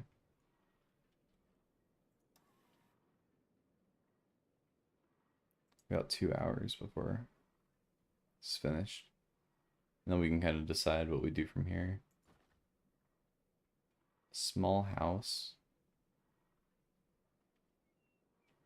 Tech level 2.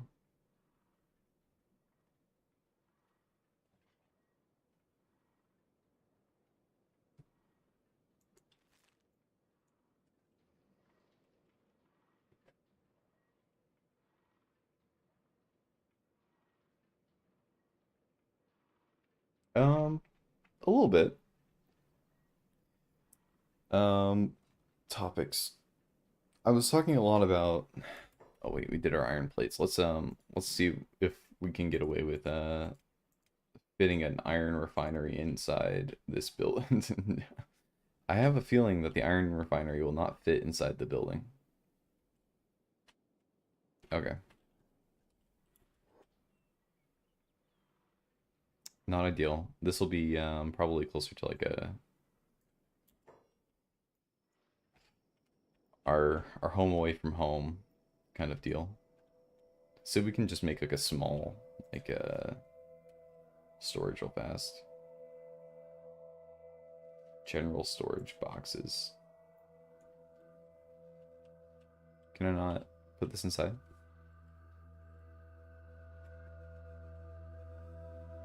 General storage chest. Oh, okay.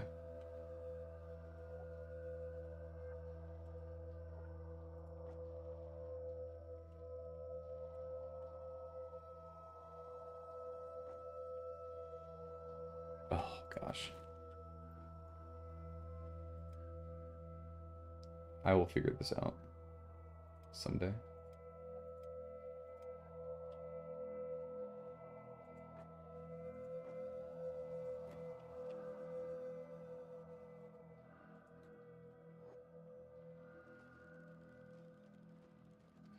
Um, yeah, a little bit just talking about a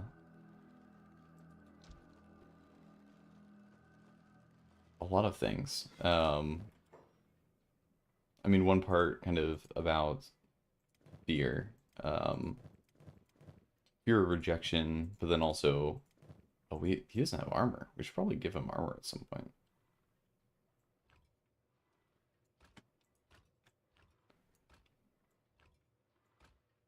What does it mean to be known? That kind of stuff. Oh, we can stack, actually.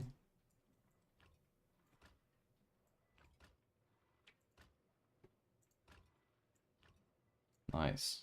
Okay. We make 5s. We can do that. Okay. But then there's also kind of just talking about general failure and things like that. Um, I think that's been kind of something that's been on my mind a lot lately, which is like how do you voluntarily enter into uh, a a place in which failure is expected, and build yourself up in a way that you're able to kind of encounter situations in which you're set up to fail and still be okay nonetheless. Who is that? Paladin is just sprinting out of his mind across the world.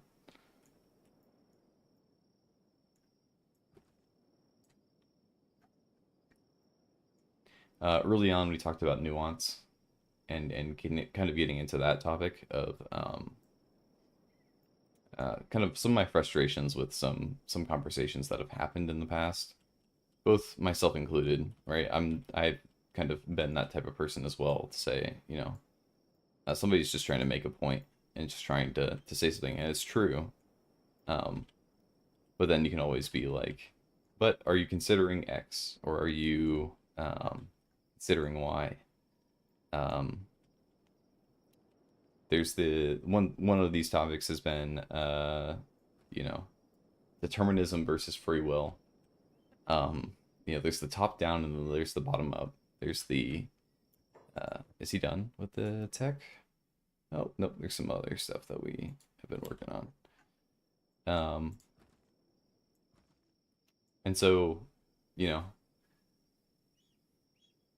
no, a better one will be like beauty, right? That there's this like the objectivity of beauty versus the independent experience of beauty. So on one end you have the people who say like beauty is objective, you know, and they say like um, there's like this universal sense of beauty, and then there's the other side, which was beauty is subjective. Um, Beauty is just based on the individual experience uh, of something, right? It's not pointed to anything higher. It's just the experience, and in many ways, strangely enough, I kind of lean towards the subjective. I do believe that beauty is objective, but in our human capacity to ever experience something like that, um, not something like that, to experience anything as objective is basically impossible. And so you have this kind of situation in which, I can say, right, like, no matter what, the experience of human beings is going to be subjective. There'll be people who are trying to kind of nuance the conversation, reasonably so. But sometimes that leads to avoiding the topic at hand. Um, I might be getting kind of lost in my own thoughts, but this is something else we were kind of hitting on and throwing around. Awesome.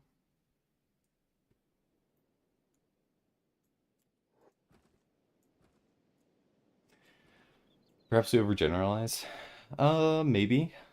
I also think that there is a certain sense in which you know your subjective experience of something, uh it can be the real thing, right? Like this idea of color. Like color is real. Like it's a real thing. Um and it's easy because we have scientific language for it, and that makes the objectivity kind of question a little bit easier to kind of dip your toes into. And so color is a real thing. But for a colorblind person, how much use is it to talk about color for them, for the most part, right?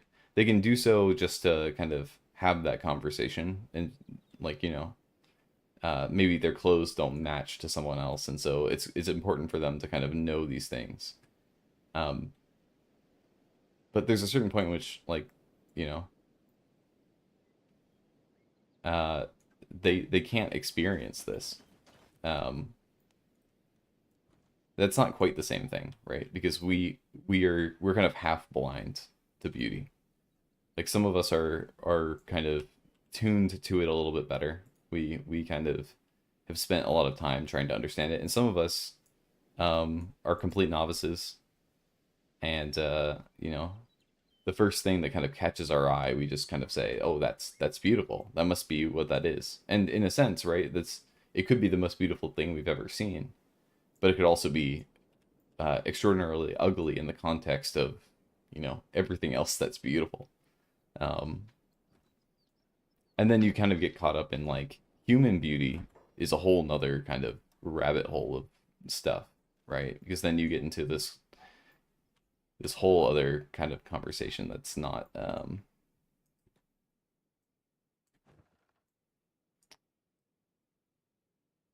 maybe not as helpful. Oh, I sent them away. Do not go away.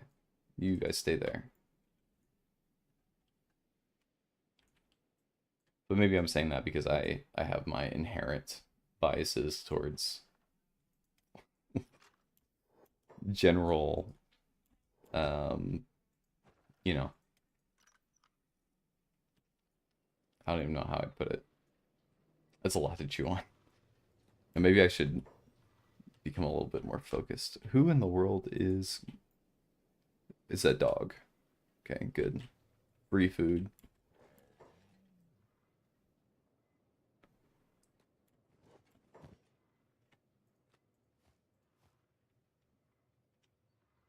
Did I just drop it all on the ground? What? Okay.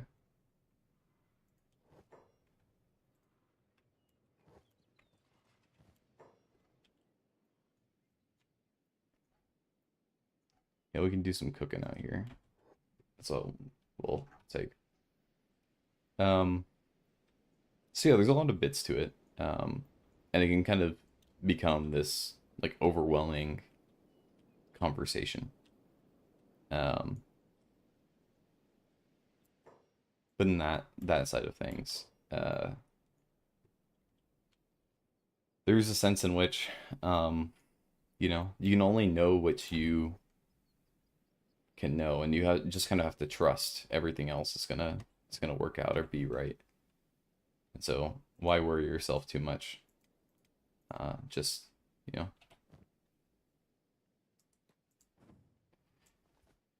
just enjoy it. It's gonna be okay.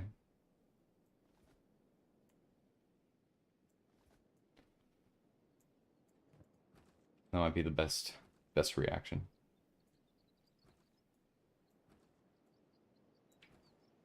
I mean, that was something else I was getting into too. This kind of aspect of you know, how much is just too much to handle. You know, at what point is it just good to just rest and know that you've learned enough? Maybe it would be one way of putting it.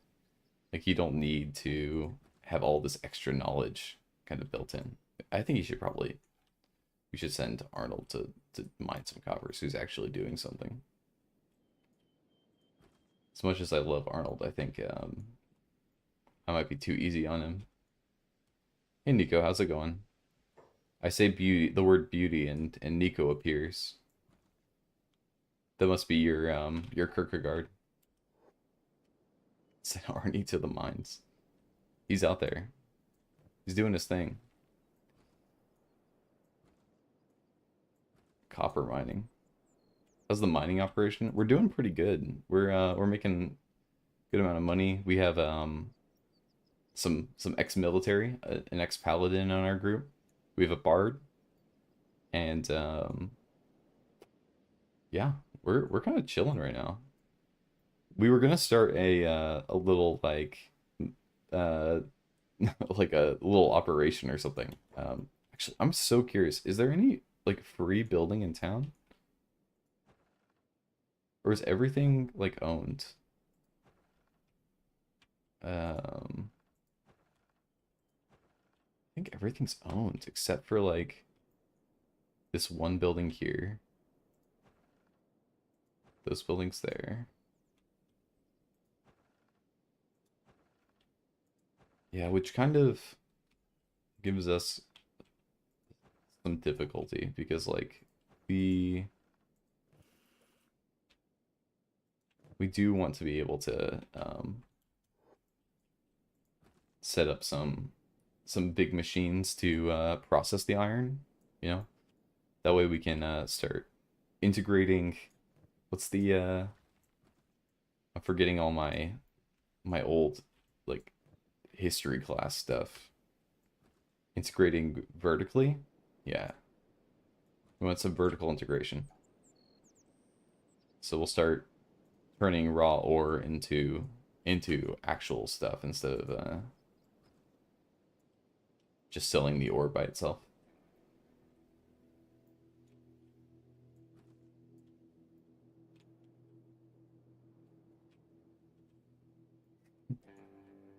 I sometimes I just look down and I see that our clan name is XXX No Scoper XD XXX, and it does make me happy that we have kept the clan name alive.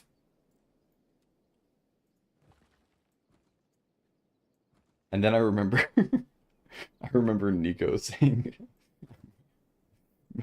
brain dead elementary school, or what was it? Brain rot elementary.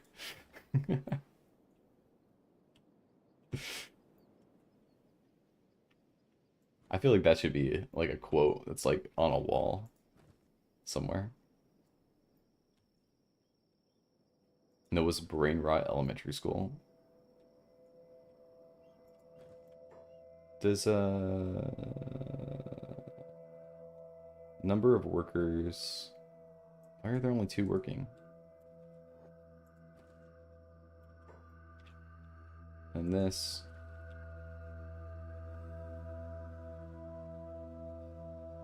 damage, okay, possible copper underground's 19. Lol. So apparently there's copper underground, or part of it is underground. It's reducing our. Who is that? I feel like we should talk to it. I think I wrote 2000's brain rot. Maybe. I could have sworn you said brain rotted. Brain rotted elementary school. All the Call of Duty kids. Um, any tips on how to live more wholesomely for an Oakenwright newbie? Study the scriptures of light, meditate on them, pray to Akron, respect his holy servants with an open heart, brother. This is the way to pious existence. For darkness preys on an undiscipled mind. As for duty, if you are blessed with the skills for it, you may carry out Akron's retribution directly by bringing marked heretics to the Inquisitorium. Any travel advice? Venturing on a pilgrim, brother? Well, it's best to stick to holy territory. Outer lands are infested with narcos heretics that will try to deceive and tempt you into darkness with them. But if you venture further, above all else, you must avoid traveling northwest. Only the most devilish monstrosities prowl there. 100 times the size of a man with the hunger of a rabid demon. The foolish treasure hunters are the only travelers to delve there, never to return. But how tragic it is that there is nothing worth searching for. There's no place for riches if Akron is already in your heart. Okay, that's good to know.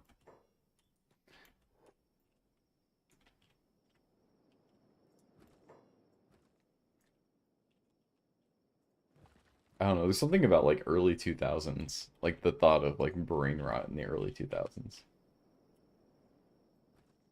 You're watching too much Teenage Mutant Ninja Turtles or something.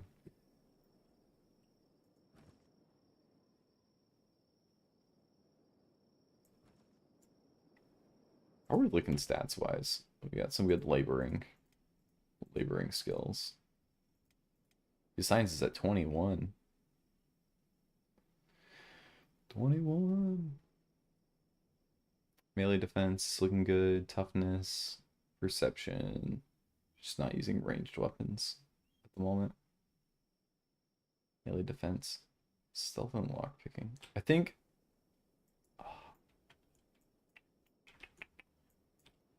I'm going to set that up.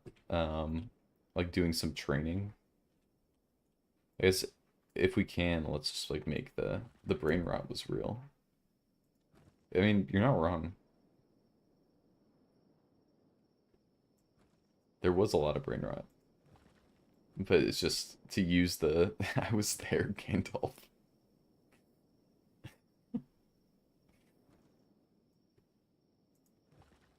I'm also so curious to know like what each culture's brain rot is, you know? Because I'm assuming I imagine, Nico, that your brain rot was a little bit different than mine, if you had any, you know. You might have just been a passive observer. Man, their eyes are so bloodshot. IMO, brain rot is just early 4chan. True. I'm thinking of normie brain rot though. But maybe that is the way it ended up being. The early meme culture that finally just exploded into the world. Also, hi Iron, welcome to the stream. We're just running our mining operation. Maybe we'll actually get like a good miner. It's just like a machine or something. I think we should maybe we should sell everything real fast. We'll go. Late 2000s, early to mid 2010s was peak brain rot. I think you're right. Oh, whoa, whoa, whoa, whoa, whoa, whoa, whoa. Who is? Oh no. Oh no. Okay, guys. Okay, guys.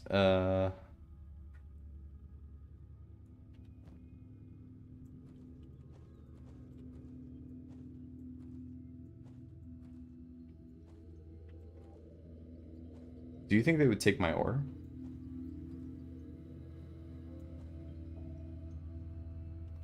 How big were cyber coffees with Counter-Strike and GTA Vice City over there?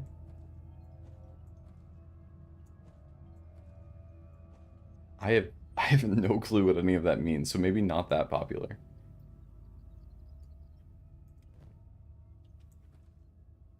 Okay. Newgrounds? Yeah, Newgrounds was huge. I was in that era, but Newgrounds was a big deal.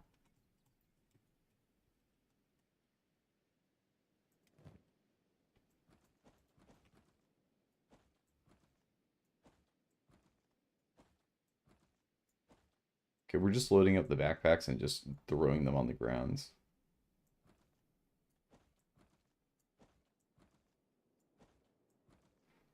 I will say I was relatively off the internet for like most of my existence.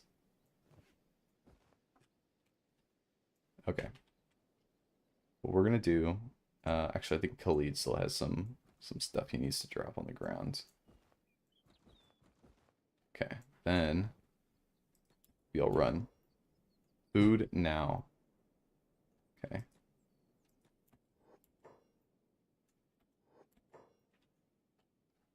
I think we all just kind of, we'll all go to the gates again. Not gonna share anything. Fine, have it your way. Okay. We don't want to like completely outrun them. We just want to. Oh, oh no, I made a mistake. Okay.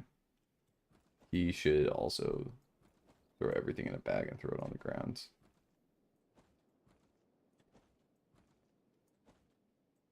We'll actually make this work. This is fine.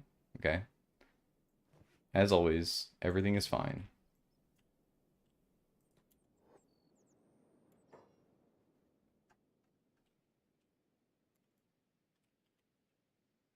think we can just kind of hank here. Yep, okay. And then we'll launch into battle and see what happens. Oh. I don't think we're doing too hot.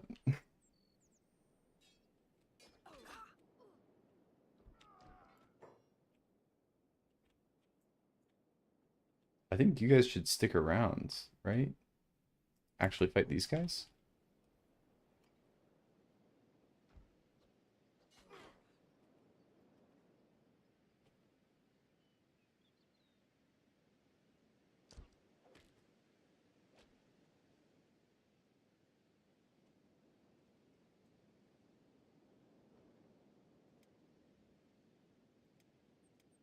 Okay, I think we're all healing everybody up.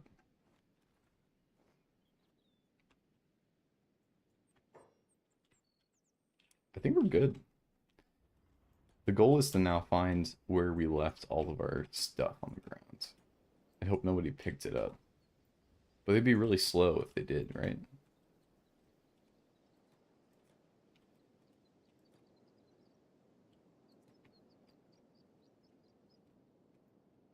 I don't see the backpack.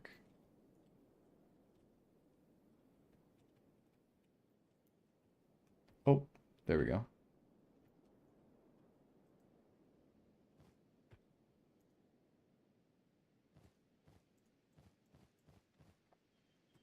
Must be over here somewhere.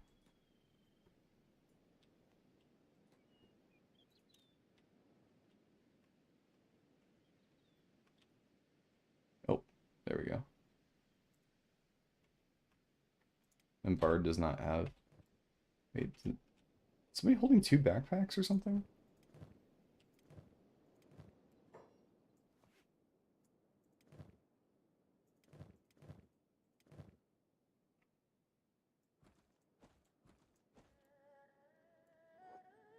Okay, there we go. We survived.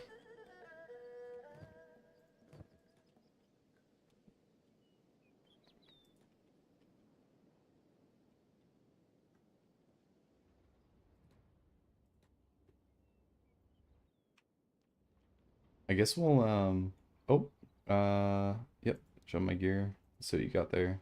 Everything's in order. Yep, okay. But yeah, I think this is the point where we'll start looking into what it would take to make like a real base.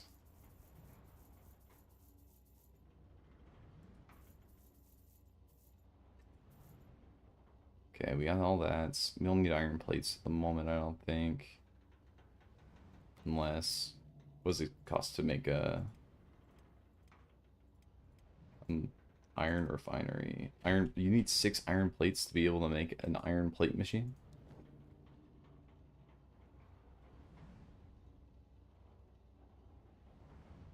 Brother.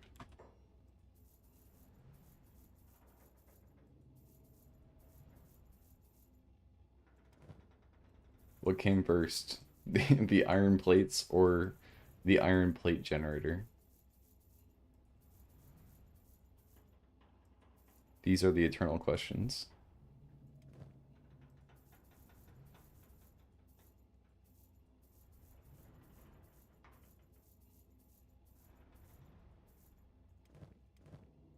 Again, we have a lot of building materials, which is good. We'll throw a bunch of iron plates into the backpack. But we're gonna still be short iron plates. Me when the iron plate machine requires 2 years of iron plate experience. True. Very true. Very true. Okay. I guess we take our building materials. We'll just start kind of throwing together something, hoping that, when we get attacked, we'll just run into town and try to go that way. So we'll build something out here by the rocks, and we'll just do that. So we'll hand our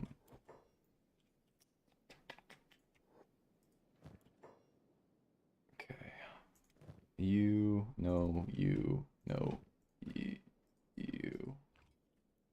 Perfect.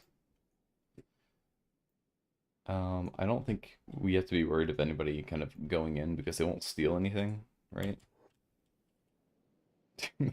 I don't I don't think I can be trusted to be honest, but we'll see how this goes. And yeah, hopefully nobody starves to death. I think we're not looking great on food wise, but we have plenty of money, so we made quite a bit from that last excursion. And we're kind of located by a central road. We're close to town if we need to run over for now. I think this is kind of a good kind of central spot. So we'll start out doing this.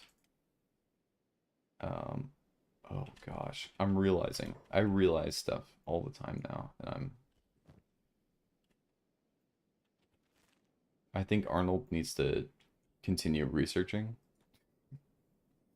So we'll do that. You three can start building whatever we need. What do we even need? Farming?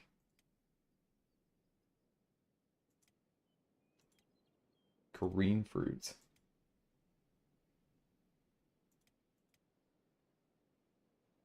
Water tanks.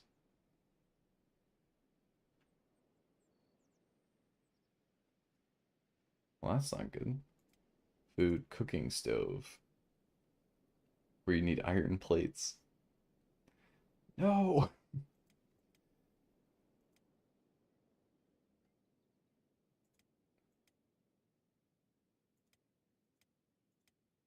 You know what? We're just gonna make training max level 6. It's iron plates all the way down. It looks like it. Um, if we get locksmith training box, this requires iron plates. It all requires iron plates.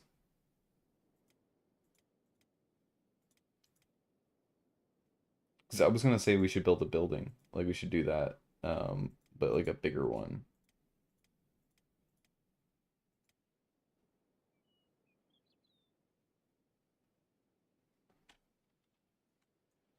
I think they just need to go in town and they'll go shopping too. We'll just do like a big shopping montage. How about that? It's like a D&D session where, you do all your shopping and then it just you don't actually do anything. Maybe that's what's up.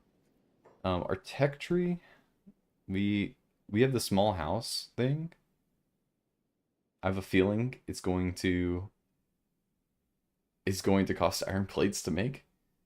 But we can buy books for that, so we can at least get started, and then everybody else can just start recruiting everybody. Um, I don't think we need generators yet, which is nice. We can get away with that, but gosh,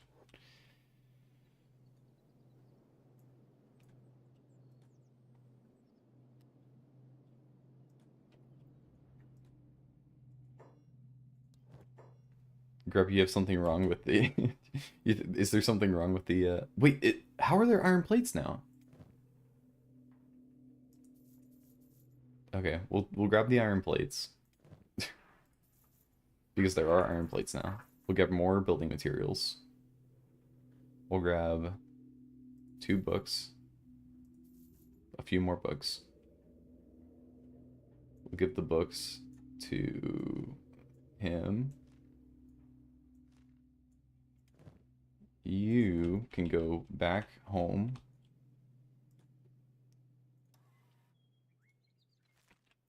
Start that.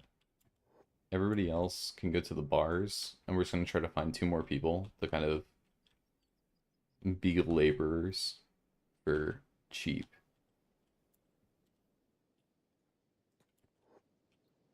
And go that way. I think we're I think we're actually starting to get somewhere here, which is nice. We'll zoom in on Arnold for a little bit.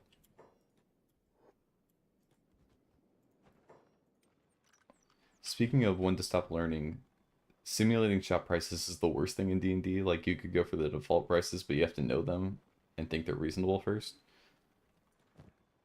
Gosh, yeah. There's a certain point where like simulation style, uh, simulation style everything is just too much. I can't be bothered.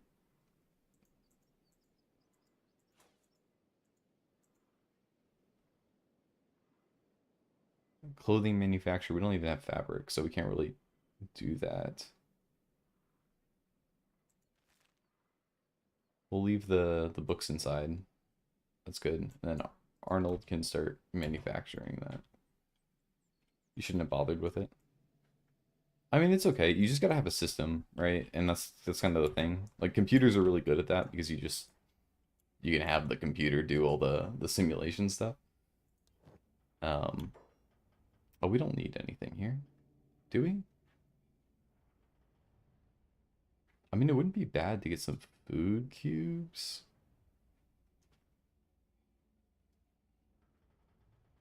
Ah, if we made green fruit, we'd have to cook it, right? And we'd need to have to deal with that. So right now, I think we just need to buy food and do it that way. And we have 8,000.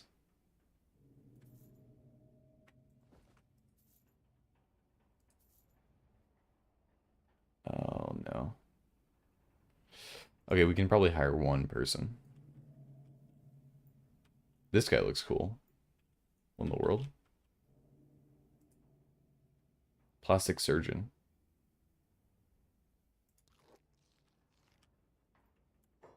Okay, I don't think a plastic surgeon is what we need right now. You have mercenaries. Ice.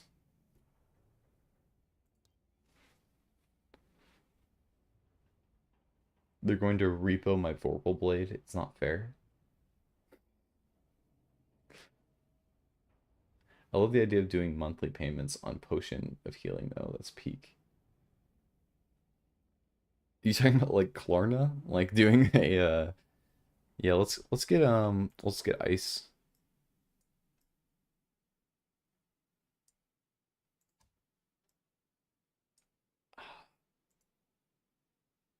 Like I feel like this feels like a better haircut for her. I don't know.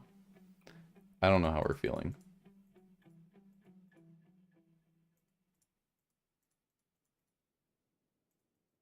Or should I go with the shave? Is the shave really the style? I feel like everybody's got the shave though. I feel like we gotta have some hair variety in our group.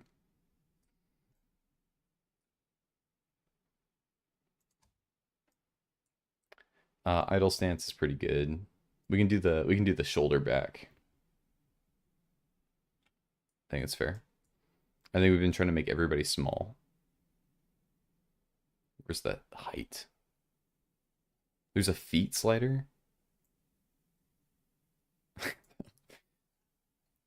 That's a choice. That's a choice.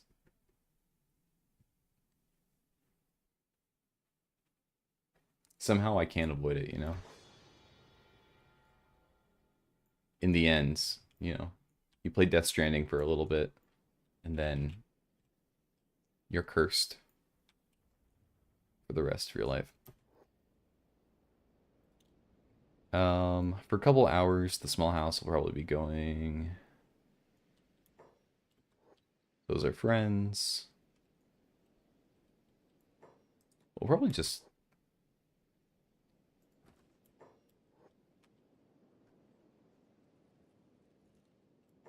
I feel bad for Ice because Ice isn't doing anything, but for now, it's probably the best we can do.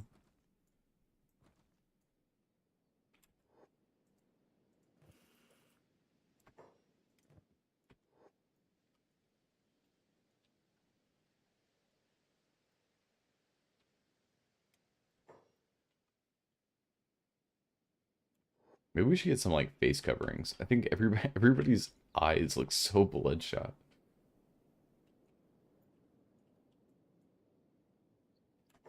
What's Ice's purpose here? We're gonna get a we need more laborers, right? There's only three that can handle this spot, but there's three that can handle this. So we can have three on one, two on the other. But that's just for mining, right? Eventually, we're gonna want to get to the point where we can have somebody who's on manufacturing. Yeah, we're all on manual labor here. Automation is for the birds.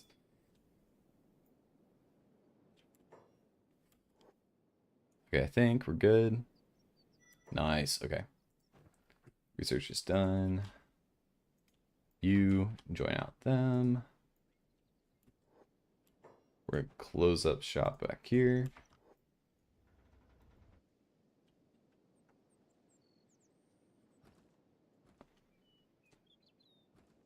Okay, nice. Okay, we're gonna actually start building stuff now. Okay, so small house. Oh, storm house. That's like a real building. That's nice. This isn't too close, right? Oh, I think it definitely is actually too close to everything. We need to be further away from a settlement. Like, the whole point was that I wanted to be close to a settlement. So we might just have to kind of move our plans over.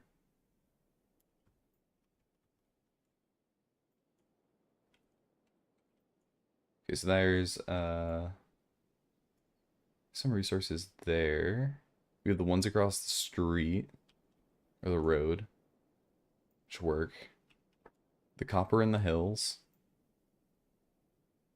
For now, I think it's gonna be good. I think everything is just kind of like super dry around here, but we'll just kind of have to do. So storehouse. I feel like we kind of turn, not ideal, but like on the road, maybe? Just off the road. And then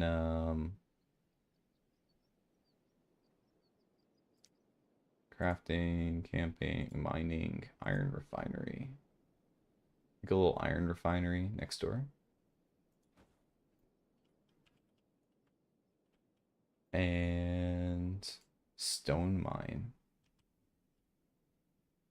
Eventually we could do a stone mine, but don't worry about it right now. Oh, I always press escape. Okay.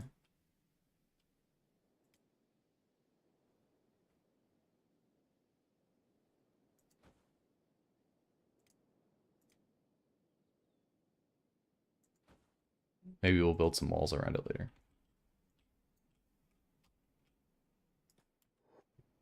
Okay.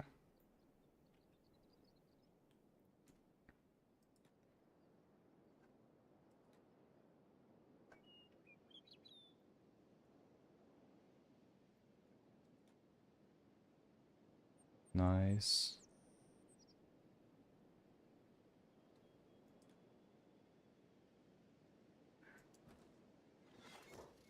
Okay. Are they all working on it? I think Ice and Griffin are chilling.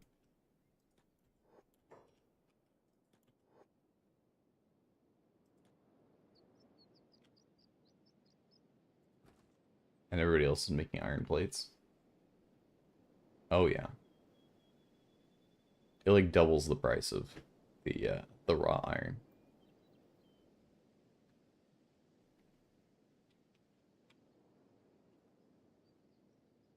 There's like multiple floors now where iron plates are all the rage, you know? Can I throw like a bunch of stuff in here?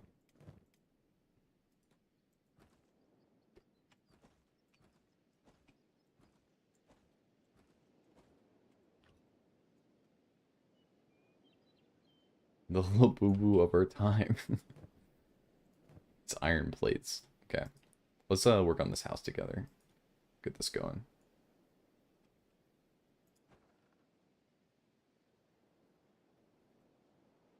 Actually, it's like a good lock on it for once.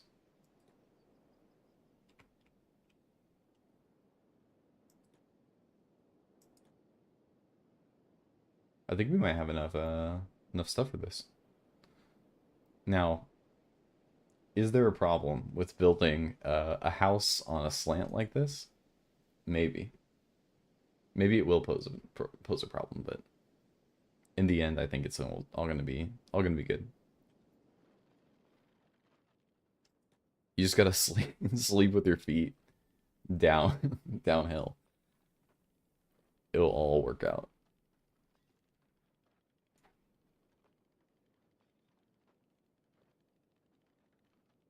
It builds character, indeed. I need to find out how to build building materials. I feel like that's kind of an important one. Um, Other things to make. I think we need some storage, both for iron plates and iron plate storage and an ore storage. Ore storage should be like here. And I always press, okay. Someday. Someday. Maybe ore on one side, iron plates on the other. And confirm. And we want to do the ore first, I think. Oh no. Okay.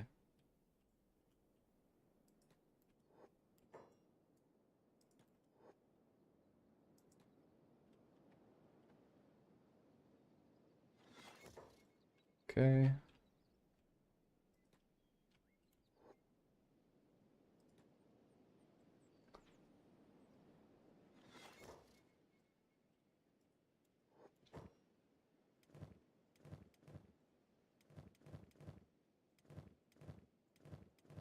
I think we still have one more, so let's throw a light down. A torch post.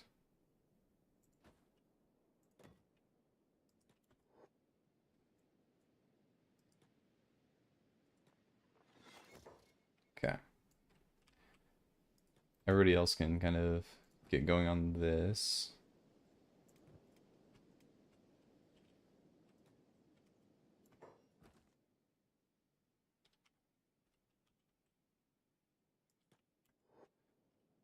I think I still need to figure out what the process is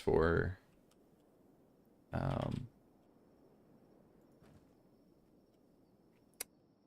for assigning like tasks and stuff and kind of starting the automation out. But I think we're beginning somewhere, which is impressive. Oh, what are you doing? Why are you getting rid of resources immediately?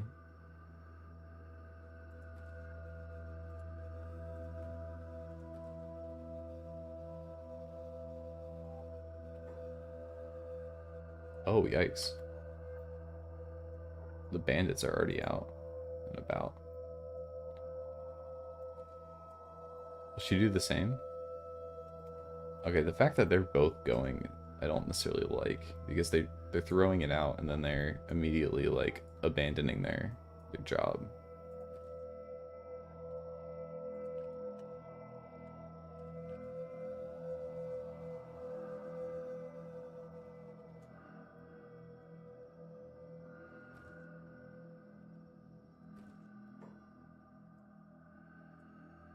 Escaped servants.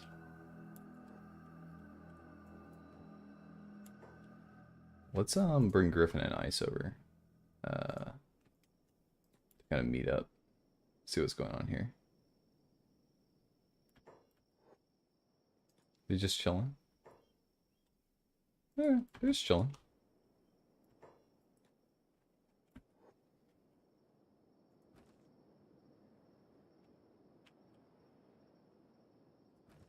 Grip, I think you forget that you know, kids these days will never understand, but uh the children do yearn for the mines. Is that a dog? Bro. Okay. Oh, okay.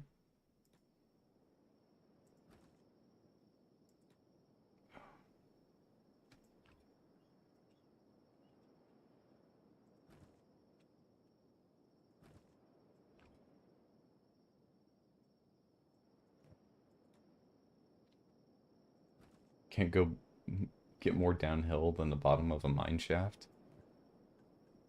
True. True.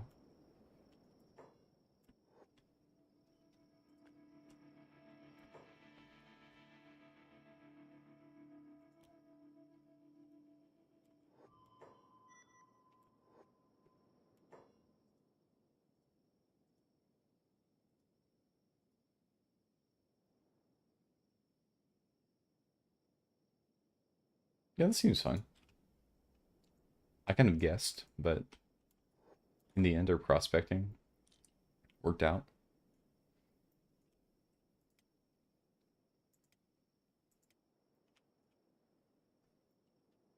Okay.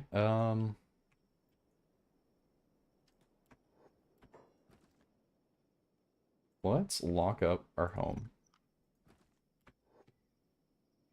We'll grab all of our iron plates. All of our iron plates. All of our iron plates. And move on. Go back to town. Oh.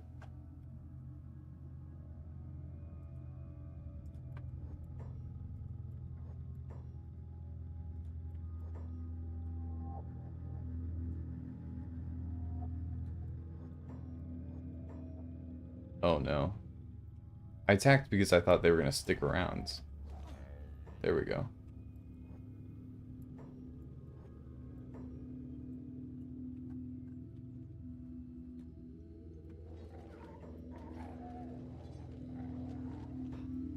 Oh my gosh, ice just got absolutely destroyed. I don't know if we saw that here. That's not looking so good, but looks like we have a good set. Okay. Everybody's gonna heal up. Ice melted. Ice melted under the pressure of all these dogs. Okay. Grabbing all this food. By grabbing it, I mean throwing it immediately on the ground.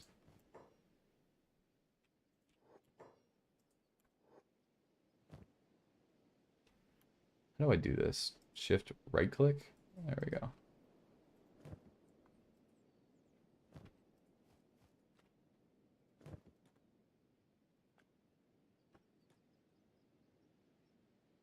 Okay, nice. I think we're kind of swimming in it right now. Having this many dogs. Um we actually get food. We're getting fed.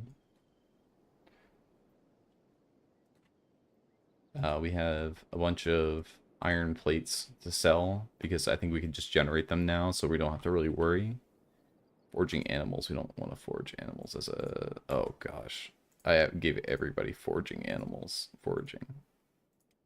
No, no, no, no, no. Not what I meant. Anyway.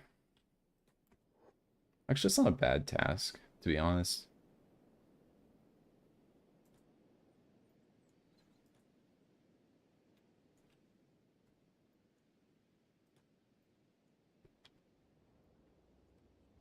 Everybody's crazy about those, that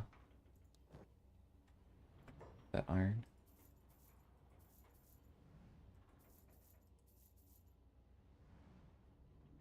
So, question is, do we keep the animal skin for now? Because we can tan with it.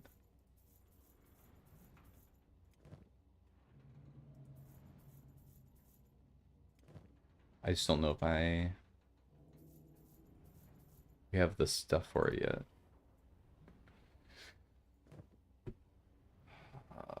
Industry, stone mining, baking.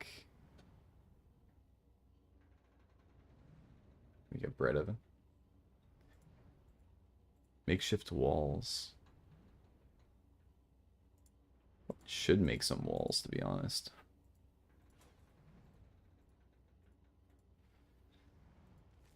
Maybe we just immediately turn around and buy all his books.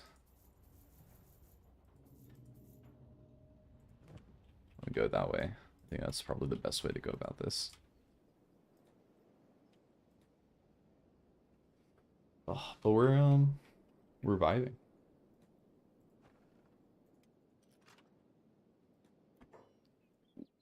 Why was there a guy inside?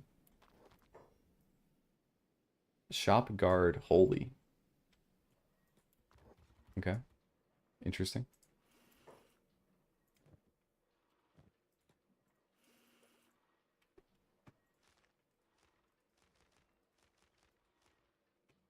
Okay. Tech. We want some makeshift walls.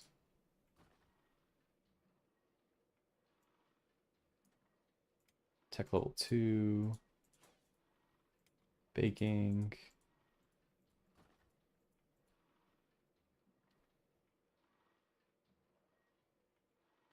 We want a wind generator probably.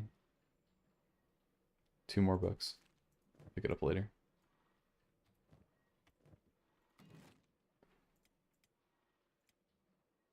Food, cooking stove. Iron plates, 2. Oh.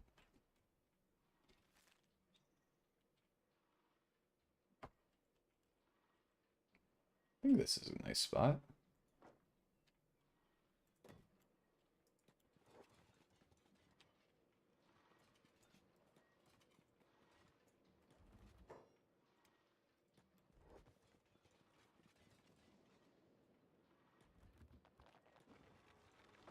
Okay.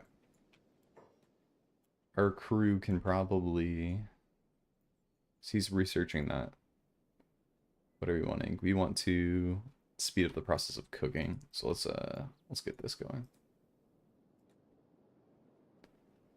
We just need 2, right? For building this. 2.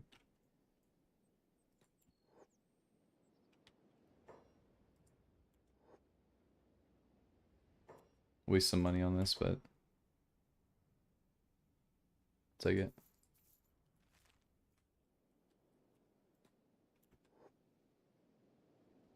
Yeah, I think we're all right. So nice progress.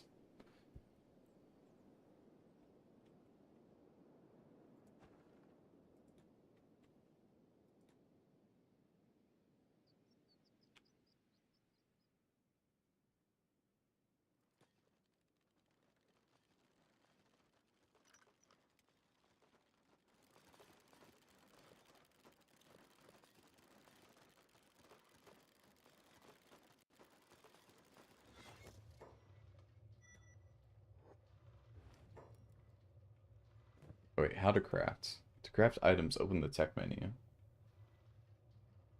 Tech. Open the crafting menu. First, you need to select the station from the section on the left side. Then it'll show available items you can craft and materials you need. Left click to select an item to craft. You can queue multiple items. Alternatively, you can cancel them with X. Make sure you have workers assigned to the workstation. Okay.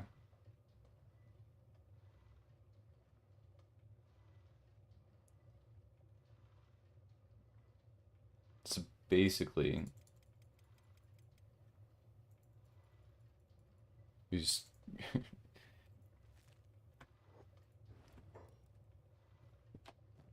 everybody dump their raw meat into here.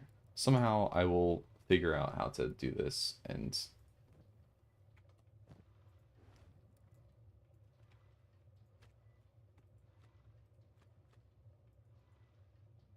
no room for that item. What do you mean there's no room for that item?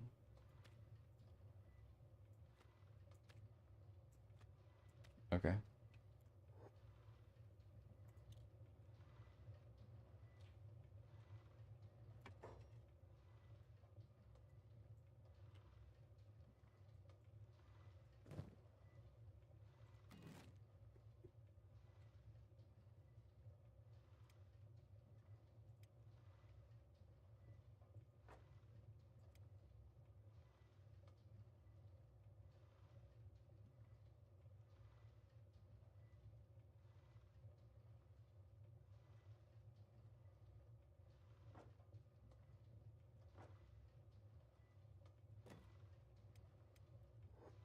Okay.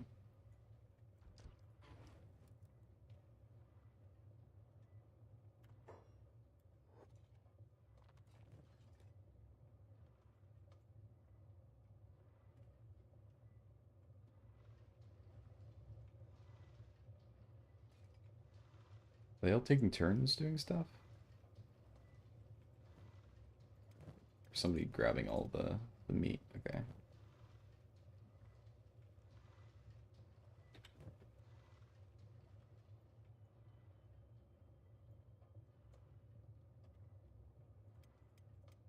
We're all doing good on food for the most part.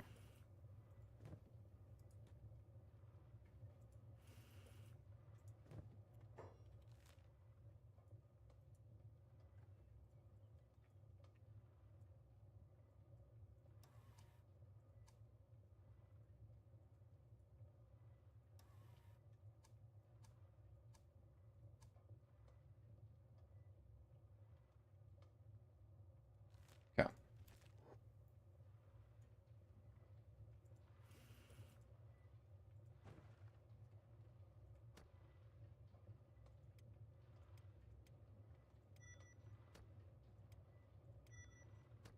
We'll undo this. This will probably set up our training in town or in our settlement.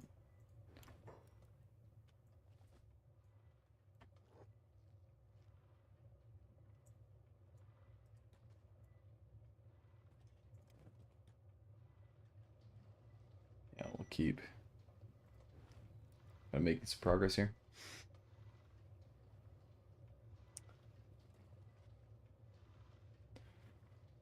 There's a lot of stuff, like there's just a lot of little things. I'm curious to know, like, I don't know. Part of my oh, there's like a huge thing going on out there. Okay. Fascinating. I'm curious to know if there's a good way of going about kind of processing a lot of this stuff. Okay. And then one last one for baking. I don't know if we need baking at the moment. Like we can probably head out and not worry about this right at this moment. Grab everybody. Be on our way.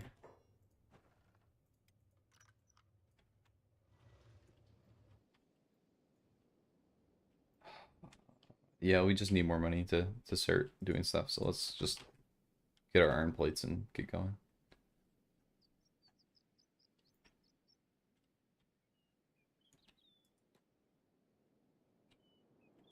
And we'll grab you two. Then you two can go to this one.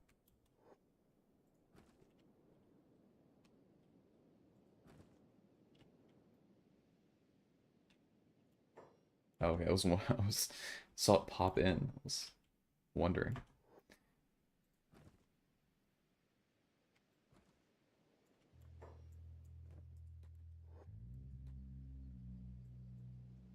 It's dumping his stuff over there. I don't know why. It does not feel helpful.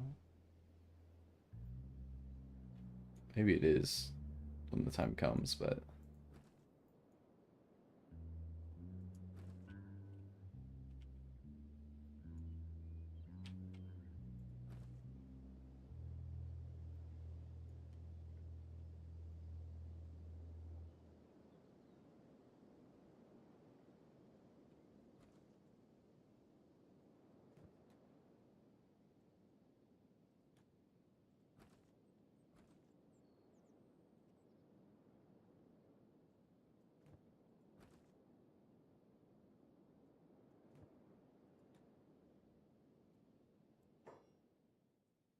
yeah, I think we're doing good. He doesn't return to his station.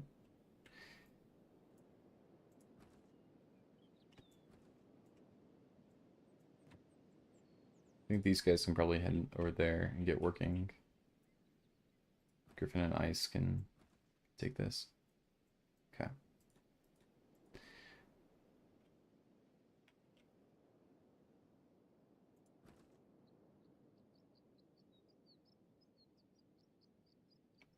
I think we're probably at a good spot to kind of say like this is where we're gonna end it soon.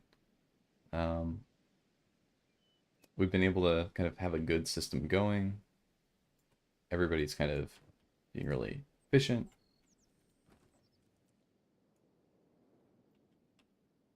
Eventually, we'll be able to get some groups going. We'll build some walls around the city, or a little station. How much are walls, by the way?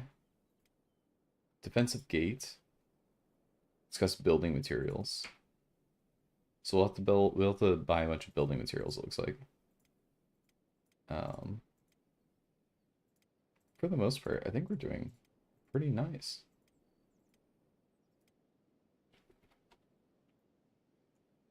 So, um, we might end up just calling it for now. Thank you everyone who's been able to kind of hang out and listening in. Uh, it's been a good time. And yeah,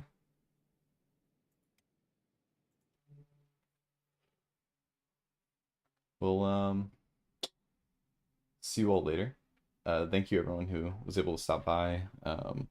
Go through usually just say thank you to people I saw in chat. So thanks Grep and Iron and Nico um, and Cece, Chad. Thank you Ups for all the generous gifts. And yeah, I think I got everybody. So thank you all, and hope to talk to you all later. Have a good one.